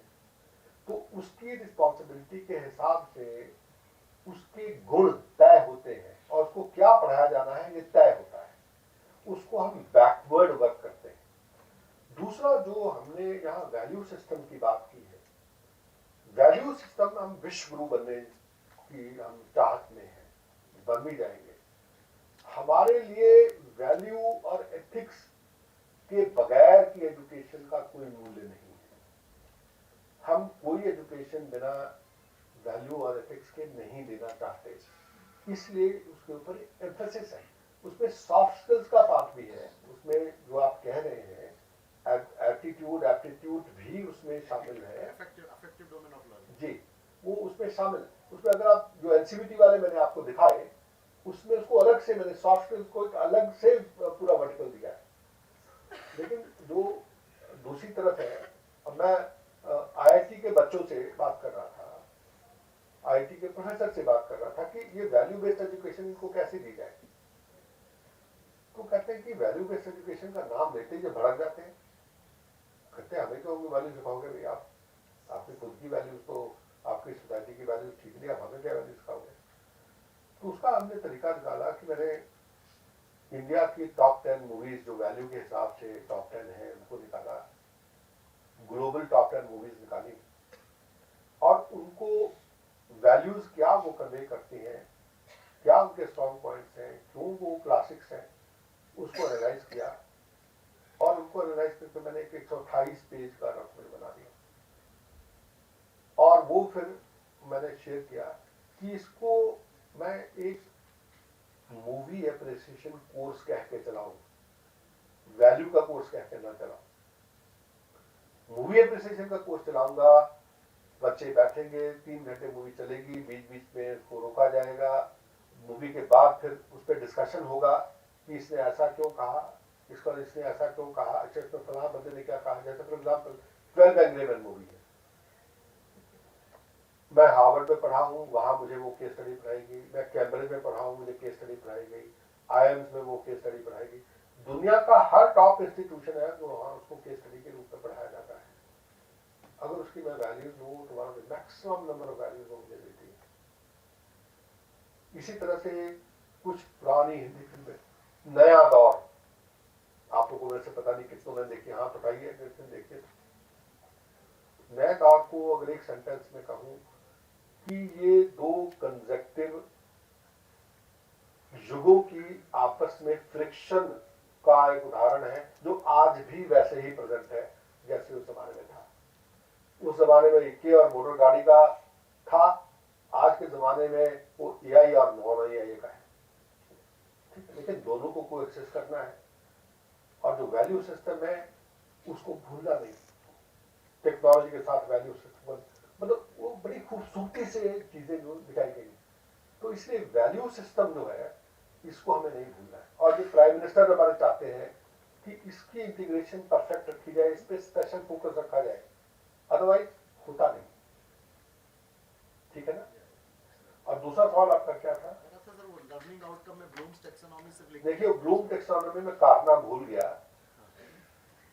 उसको मैंने उसके एक पैरेलल इंडियन टैक्सोनॉमी बनाई है।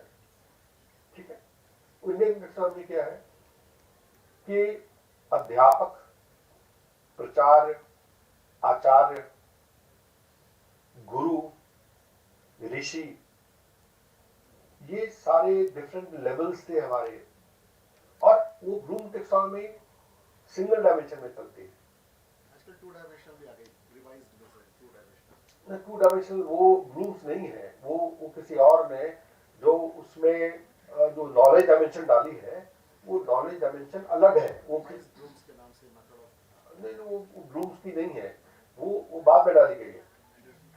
इंडस्ट्री क्लार्क ने डाली। हाँ, वो रेक्स हीर करके एक आयोवा यूनिवर्सिटी है, आयोवा यूनिवर्सिटी ने उसको बनाया, नॉलेज डायमेंशन की डाली है ना, नॉलेज डायमेंशन डाली है। और उसमें बेसिकली वो फैक्चुअल, कंसेप्चुअल प्रोसीजरल और मेटाकॉग्निटिव, ठीक है, वो 4 डायमेंशन डाले। उसमें मैंने एक थर्ड डायमेंशन डाली है, वो है स्पिरिचुअल डायमेंशन। अगर मैं ऋषि और मुनि में आपसे फर्क पूछूं तो क्या है, बता सकते हैं? आचार्य, प्रचार्य, उपाध्याय, इसमें क्या फर्क है? तो वो मैंने कक्षा में उसका नाम मैं ऐसे डालूंगा, मैंने काटना था उसको, मैं भूल गया। ठीक है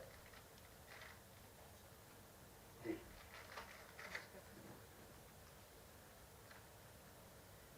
नमस्कार सर, मैं डॉक्टर अंजू रॉले, करिकुलम डिपार्टमेंट में, करिकुलम असेसमेंट डिपार्टमेंट में। हम लोग ने एज नेटर हम लोग ने काफ़ी सारे प्रोजेक्ट किए। आपका लेक्चर बहुत ही अच्छा लगा और पहले भी मैं एक बार सुन चुकी हूँ, आपका शायद ऑनलाइन था एक बार। तो हम लोग ने ज़्यादातर आपने 95 to 97% चीज़ें हम लोग ने अपने करिकुलम में इंटीग्रेट करने की कोशिश करी है सर। और अभी हम मीटिंग के इस लेक्चर के बाद भी हम आपको कुछ डॉक्यूमेंट्स में हम आपसे और गाइडेंस भी लेना चाहते हैं इसमें। सर हम लोग जैसे डिफरेंट यूनिवर्सिटी में, बिहार में इंजीनियरिंग कॉलेज में, डिप्लोमा में, डिग्री प्रोग्राम में, सेंट्रल यूनिवर्सिटी, सभी जगह जाके हम NEP, NCRF, NHEQF जैसा आपने बताया, इसमें हम सारी चीज़ों को ओरिएंटेशन और इम्प्लीमेंटेशन, CO फॉर्मुलेशन, इसके बारे में असेसमेंट, रूब्रिक्स, प्रोजेक्ट, सारी चीज़ों पे हम लोग काफ़ी ट्रेनिंग प्रोग्राम्स भी करते हैं। लेकिन एक बहुत ही मतलब एक डायलेमा है कि हम लोग पूरे एफर्ट्स, 5 डेज़ के प्रोग्राम रहते हैं, पूरे एफर्ट्स लगाते हैं, तो हम देखते हैं कि सेंट्रल यूनिवर्सिटी जैसे या BHU जैसे बहुत अच्छी यूनिवर्सिटीज़ में भी लोगों को आउटकम्स लिखना नहीं आ रहा। NEP का ओरिएंटेशन हम लोग फिर जब ये बोलते हैं कि 5 साल हो गए आपको NEP डॉक्यूमेंट रिलीज़ हुए, NCRF रिलीज़ हुए भी 2-3 साल हो गए हैं, 2 साल हो गए हैं, तो कहीं पर भी बहुत ही वेरिएशन है, लोगों को अवेयरनेस ही नहीं है। तो एज नेटर मतलब जैसे आपने डॉक्यूमेंट बहुत अच्छा है, सब कुछ प्लान में बहुत अच्छा है। एज नेटर मैं कहना चाहूँगी जो फ्लेक्सिबिलिटी डायमेंशंस और MP multi point entry exit system, ये शायद हम लोगों ने 15 साल पहले हम लोग ने डॉक्यूमेंट भी रिलीज़ किया था और कोशिश भी करी थी, लेकिन वो फेल हो गया। इसलिए फेल हो गया क्योंकि हुआ कि इंफ्रास्ट्रक्चर, हमें बस फैकल्टी नहीं है, बाकी इंफ्रास्ट्रक्चर नहीं है, बाकी चीज़ें नहीं है, तो ये नहीं हो पाएगा। अब एक शायद ये मिनिस्ट्री की तरफ से आया ये डॉक्यूमेंट, तो शायद इस पर अच्छी तरीके से होगा।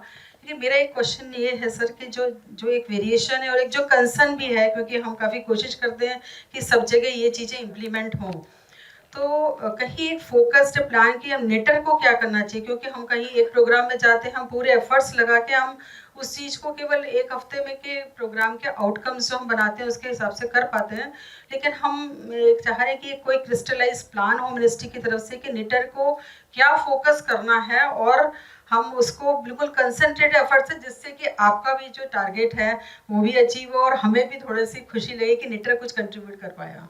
Thank you sir. इसमें ऐसा है, अभी एक प्रोग्राम जो है जिस पे काम चल रहा है उसका नाम है गुरु सेतु।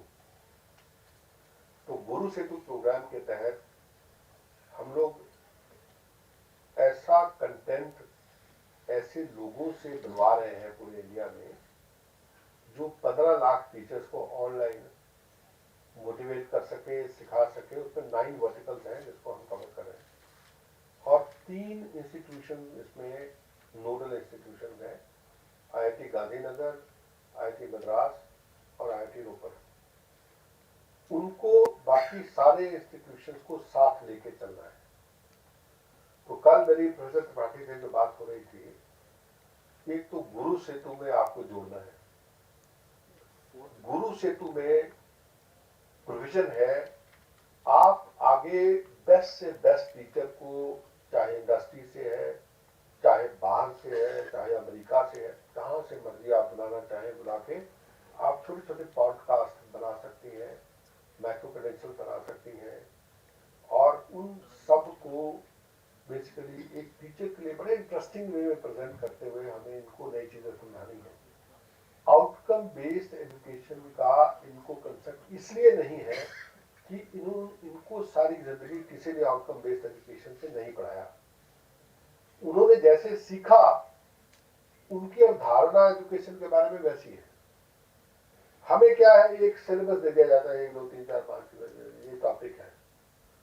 ये टॉपिक सीखने से होगा क्या वो किसी ने नहीं बताया, कभी नहीं बताया। इनको उस बात का ध्यान ही नहीं है। एक छोटा एग्जांपल देके समझाने की कोशिश करता हूं मैं। मान लीजिए हमें किसी को ये समझाना है कि एयरक्राफ्ट के लिए नट बोल्ट बनाना है। हमने हवाई जहाज है हमारा, उसके लिए नट बोल्ट बनाना है हमने, तो उसके लिए कोर्स करा रहे हैं हम। तो नट बोल्ट बनाने के लिए सबसे पहली चीज है कि वो किन कंडीशन में काम कर रहा है। वो -40 डिग्री तक जाएगा, मटेरियल उसका ऐसा होना चाहिए कि -40 डिग्री से आ जाए। दूसरा उसका डिजाइन, उसकी ड्राइंग मुझे बनानी आनी चाहिए, ड्राइंग पढ़नी आनी चाहिए। उस ड्राइंग को मशीन के ऊपर मैं कैसे कन्वर्ट करूं, ऑटोमेटेड मशीन कैसे लेके जाऊं, मुझे ये आना चाहिए। फिर मुझे मटेरियल का सिलेक्शन आना चाहिए। वो एक ड्राइंग एक सब्जेक्ट हो गया, एक चीज होगी, उसकी एक आउटकम होगी। दूसरा आउटकम हो गया मटेरियल सिलेक्शन। वो मेरे पास 50 किस्म के मटेरियल है, मैंने कॉस्ट भी देखनी है, मैंने स्ट्रेंथ भी देखनी है, मैंने फेलियर रेट भी देखना है, मैंने एक्सपेरिमेंट। तो वो जो मटेरियल सिलेक्शन दूसरा पोर्शन हो गया। तीसरा पोर्शन हो गया कि ये मटेरियल इतना हार्ड है कि इस पे काम करने के लिए मैं किस तरह के टूल इस्तेमाल करूं। Tool selection, machine selection, machining का प्रोसेस क्या मैं सिलेक्ट करूं। ये तीसरा हिस्सा हो गया। चौथा हिस्सा हो गया कि मैं इसकी एक्यूरेसी कैसे चेक करूं, इसकी क्वालिटी कैसे चेक करूं। पांचवा हिस्सा हो गया जो मैंने इसको बनाते हुए जनरल जो मैंने सेफ्टी फॉलो करनी है। तो उसके 5 बेसिक आउटकम हुए एक नट बोल्ट बनाने के लिए। हम जो NSQF में करते हैं उसको हम इसी ढंग से तोड़ते हैं। हर एक प्रोसेस को उसकी आउटकम में तोड़ते हैं और उसकी आउटकम को हम डिफाइन करते हैं कि हम कैसे कहेंगे कि इसको प्रोसेस को ये सिलेक्शन आ गया, इसको मटेरियल सिलेक्शन आ गया। इसका मतलब इसको मटेरियल का ज्ञान है, इसको मटेरियल की प्रॉपर्टीज का ज्ञान है, उसकी कॉस्टिंग का ज्ञान है, ये उसमें कितना मटेरियल लगेगा वो निकाल सकता है, वर्कशॉप में कैलकुलेशन कर सकता है और उसकी कॉस्ट निकाल सकता है। जब तक वो नहीं कर पाएगा मटेरियल सिलेक्शन नहीं माना जाएगा। हम उस ढंग से नहीं पढ़ाते। हमने अपना कोई सब्जेक्ट तो पढ़ाया ही नहीं उस ढंग से आज तक। साइंस में नहीं पढ़ाया और आर्ट्स में तो भूल ही जाइए। अगर मैं लोगों से पूछूं कि ह्यूमैनिटीज और लिबरल आर्ट्स में क्या फर्क है, तो कितने लोग हैं जो यहां बता पाएंगे मुझे क्लियरली कि ह्यूमैनिटीज और लिबरल आर्ट्स में क्या फर्क है। क्यों? हमने कभी उसको उस गहराई में जा करके सोचने की कोशिश नहीं की। असेसमेंट, इवैल्यूएशन, एग्जामिनेशन में क्या फर्क है, हमने तीनों को एक ही समझा, हमेशा इंटरचेंजेबली इस्तेमाल किया। तो ये निटर का काम है कि निटर ये जो बारीकियां हैं, इन बारीकियों को समझाए। मे बी आप अगर एक अच्छा प्लेटफॉर्म चला सकती हो, इवन सोशल मीडिया प्लेटफॉर्म, आप लिंक्डइन चला लीजिए, लिंक्डइन के ऊपर हजारों टीचर जोड़ लीजिए, डेली उस पर एक पोस्ट डालिए। इतने प्रोफेसर आप लोग हैं, आप लोग हफ्ते में अगर 2-2 पोस्ट भी डालेंगे तो इतना नॉलेज डिसमिनेशन हो जाएगा और लोग उसका इंतजार करेंगे दिल्ली के सभी आज क्या लिंक्डइन पे आया। उसको लोग आगे सर्कुलेट करेंगे, उसको बच्चों को सर्कुलेट करेंगे। आजकल का बच्चा जैसे चीज समझता है उसको वैसे ही समझानी पड़ती है। वो इस बात में इंटरेस्टेड नहीं कि किताब खोले, वो उसका जो अटेंशन स्पैन है रील्स ने सत्यानाश कर दिया। रील्स ने किसी की अटेंशन स्पैन 20-30 सेकंड से ज्यादा की छोड़ी ही नहीं। बिल्कुल सही सर। मैंने एकेडमिक रिफॉर्म्स की तो काफ़ी सारी बात हुई और हम लोग कोशिश कर रहे हैं। जो एडमिनिस्ट्रेटिव रिफॉर्म्स NEP में जो बात करी है, इसमें एक तो ऑटोनोमस इंस्टीट्यूशन बनने की बात करी है, एफिलिएशन की बात ख़त्म होने की बात करी है, और जो HECI की बात करी है इसमें, higher education commission of India, और उसमें जो यूनिफॉर्म एलोज इसकी भी बात करी है और काफ़ी सारे HEGC की बात करी है। तो जो हम लोग ओरिएंटेशन प्रोग्राम करने जाते हैं तो तब ये होता है कि हमारे इंस्टीट्यूशन का क्या होगा, AICT और यूजीसी, इन सब बॉडीज़ का। तो हमारे पास जवाब ये होता है कि अभी ये प्रोसेस में है, ये सब बॉडीज़ भी रहेंगी लेकिन कहीं मर्ज हो जाएंगी इसमें HEGC वगैरह में। और इसके बारे में हमें भी मतलब हमें एकेडमिक्स के बारे में हम जो आपसे सुना, लेकिन इसके बारे में कहीं हम जानकारी इसके बारे में मिल नहीं पाई अभी सर।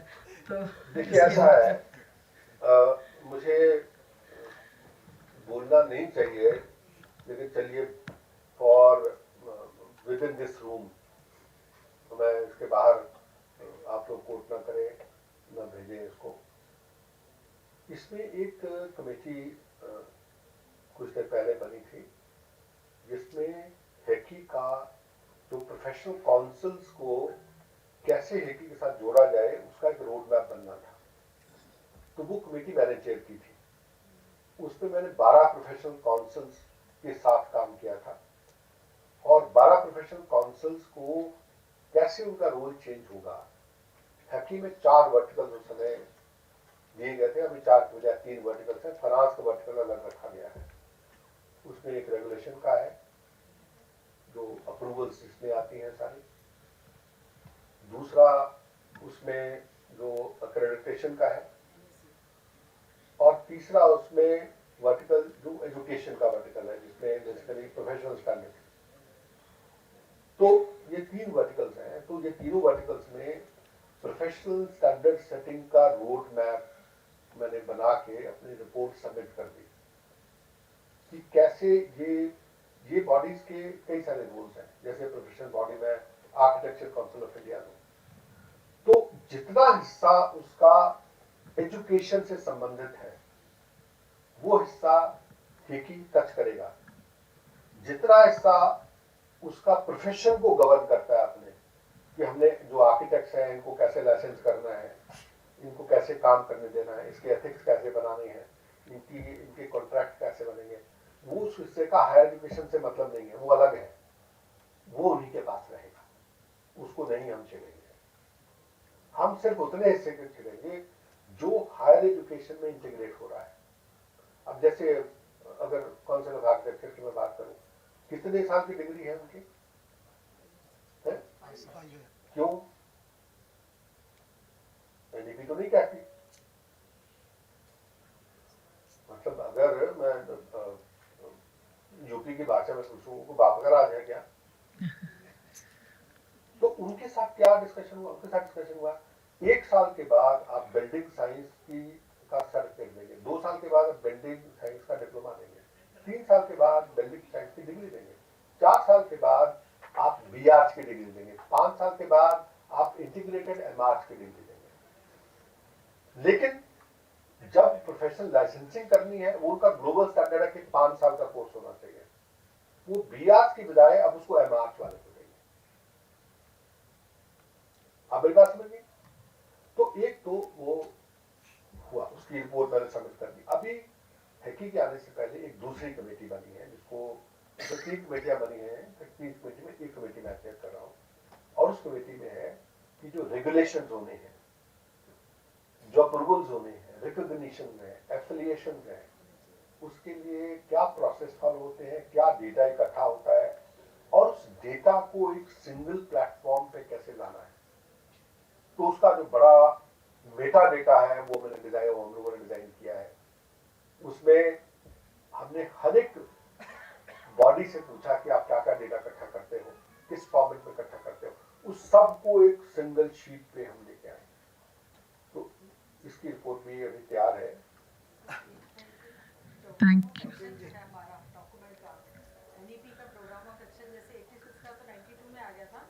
प्रोग्राम ऑफ एक्शन नहीं आया अभी तक। प्लीज आप उससे आगे बढ़, उससे आगे जी, और इस क्वेश्चन के साथ हम कार्यक्रम के इस वाले सत्र की समाप्ति की ओर आने के लिए मुझे आदेश मिल गए हैं। सर, आपका सेशन इतना सरल सहज था, मुझे पूरा यकीन है हर व्यक्ति के मन में, क्योंकि आपने इतनी सहजता से इतनी बड़ी बड़ी बातें सबको समझा दी कि सबके मन में एक सवाल तो है ही। तो अगर मौका मिला तो चाय के बाद वो सत्र जारी रहेगा। मुझे ऐसा लगता है कि ईश्वर की कृपा रही होगी कि आज आप यहाँ पधारे हैं सर। सारे लोगों को आपने बहुत सारी इम्पोर्टेंट जानकारियाँ दी, विश्व गुरु बनने की तरफ के लिए इंस्पिरेशन दिया। आप जनक राजा की तरह हमारे पास पधारे सर, आपका तहे दिल से धन्यवाद है। हम पूरे संस्थान की ओर से आपका धन्यवाद करते हैं और मैं निदेशक महोदय को निवेदन करती हूँ कि प्रेम स्वरूप एक शॉल श्रीवल से सर का सम्मान करेंगे।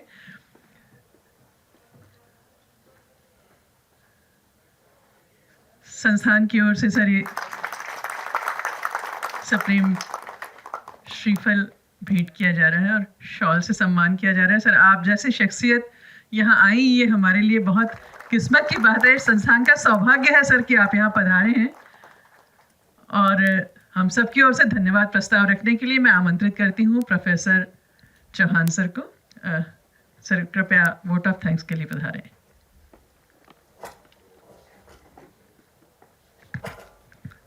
Thank you Anita ma'am. Sir का धन्यवाद वर्ड्स में तो किया ही नहीं जा सकता, हाथ जोड़कर ही किया जा सकता है। I have been invited here to deliver the vote of thanks to Professor Kalsi. When I was looking every slide, there was a one common word. Sir रात को भी कह रहे थे टीचर्स की आदत है क्वेश्चन पूछना, तो I would like to ask this last question. In every slide there was a one word, skill.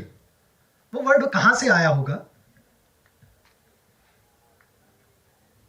इस सेशन को सुनने के बाद मुझे ऐसा लगकर आ रहा है, ये C the alphabet of this Kalsi, it is coming from that word. Give applause to the professor Kalsi. Sir we are very grateful to you, you joined us on the request of NITR Bhopal. Hopefully we will definitely meet whatever you are making as a policy. My dear participants, you have not listened only the Professor Kalsi. He is a renowned scholar of IIT Roorkee, IIT Delhi, Harvard University, Cambridge University. The great person was here. You have attended the session of not one distinguished policy maker as a former chairman of the NCVT. You have listened here the person who is a change maker in the Ministry of the Home and Education. He is doing a lot for educational ecosystem. Sir ने हमारे dean academic साहब ने एक word use किया गीता। जब गीता की बात आई है तो यहाँ पूरा विश्व गुरु बनना है हमें, तो हमें एक पर्सन का नाम याद आ रहा है, भगवान कृष्णा। ही इज अ भगवान Krishna for this education ecosystem. Sir, truly, we will meet these three: NCRF, NSKUF, and NHEQF. My urge to all the participants here: please read these documents, whether it is NEP, NCRF, NSKUF, and NHEQF. Sir is already making very other policies, like already shared few minutes back as a Guru Setu, Karam Yog Bharat, MGBL, and many other terms he has used during his session. So we as a teacher we have to look upon this. मुझे बुलाया तो एक vote of thanks के लिए गया था, तो thank you to all the leadership of the NITR also for giving me the opportunity to invite Professor Kalsi ji. Thank you sir for joining us in spite of your so busy schedule. Sir ने वैसे postpone भी करने की कोशिश की आज का event, because he is suppose to join today night in Chandigarh and yesterday he was busy with a lot of meetings with the tridents also, but he requested our request through our director, visionary director of this institute. Thank you all, thank you very much. एक बात मैं कहना चाहूँगा, खास करके जो लेकर के यहाँ प्रोफेसर बैठे हैं, कि आपको जिस किस्म के आपके इंस्टीट्यूशन लीडर मिले हैं, ऐसा युग पुरुष आपको बहुत कम देखने को मिलेगा। और मुझे उम्मीद है कि इनके यहाँ होते हुए जो चेंज मैनेजमेंट है टीचर्स एजुकेशन में चाहिए। इसलिए मैंने कहा कि एक सिंगल टी जो है वो आपको रिमूव करना पड़ेगा, बिकॉज आपका दायरा बहुत बड़ा है और आप इतने बड़े चेंज मेकर बन सकते हैं और बिल्कुल सेंटर ऑफ ग्रेविटी इंडिया के उस पर बैठे हुए हैं आप। भोपाल जो है सेंटर ऑफ ग्रेविटी है इंडिया का, वहां बैठे हुए हैं। तो मुझे लगता है कि बहुत ज्यादा जो अच्छे किस्म के कोर्सेज हैं जहां आपके विजन से पॉसिबल है, रात मेरी बात हुई और इतना मन मेरा प्रसन्न हुआ इनसे बात करके, इतने खुले मन से ये यहाँ काम कर रहे हैं और एक ही मतलब कि एम्पावरमेंट करते हैं लोगों की और बिल्कुल खुली सोच से करते हैं। तो ऐसे बहुत कम लोग हैं जो एजुकेशन सिस्टम में हैं और इतनी खुली सोच रखते हैं। तो भगवान का बड़ा शुक्र है कि यही प्रार्थना करूंगा कि इसको कंटिन्यू कीजिए और बिल्कुल पूरे सिस्टम का उद्धार कीजिए। जी सर, आज आपने निटर को जिम्मेदारियां भी दी, कुछ आगे बढ़ने की जो चीज़ें टिप्स दी हैं ज़रूर सबने ली, खुले दिल से ली, क्योंकि आपने पूरी आज़ादी और ईमानदारी के साथ चीज़ों को समझाया। जब हम इस हॉल में प्रवेश कर रहे थे तो हम ये सोच के कर रहे थे कि कोई व्यक्ति जो IIT रुड़की, IIT दिल्ली से पढ़ के आए हैं, एडमिनिस्ट्रेटिव सर्विसेज में इतना लंबा करियर किया है, वो हमें जब समझाएंगे तो हम थोड़ी देर बैठे रहेंगे, लेकिन एक पल भी आंखें इधर की उधर नहीं हुई। आपने इतने सरल शब्दों में उसको समझाया और आप जैसे व्यक्तित्व को यहाँ पाके मन गदगद हो गया। सचमुच दिल से धन्यवाद निकल रहा है बार बार। तो धन्यवाद रंजीत सिंह सर, आपने धन्यवाद दिया ही। एक बार फिर से मैं आप सभी हॉल की तरफ से आपको धन्यवाद देती हूँ और आप सभी को अब चाय के लिए आमंत्रित करती हूँ और हमारा ये सेशन हमारे कार्यक्रम के अनुसार निरंतर चलता रहेगा। आप सभी का तहे दिल से धन्यवाद। धन्यवाद कालसी सर, धन्यवाद निदेशक महोदय।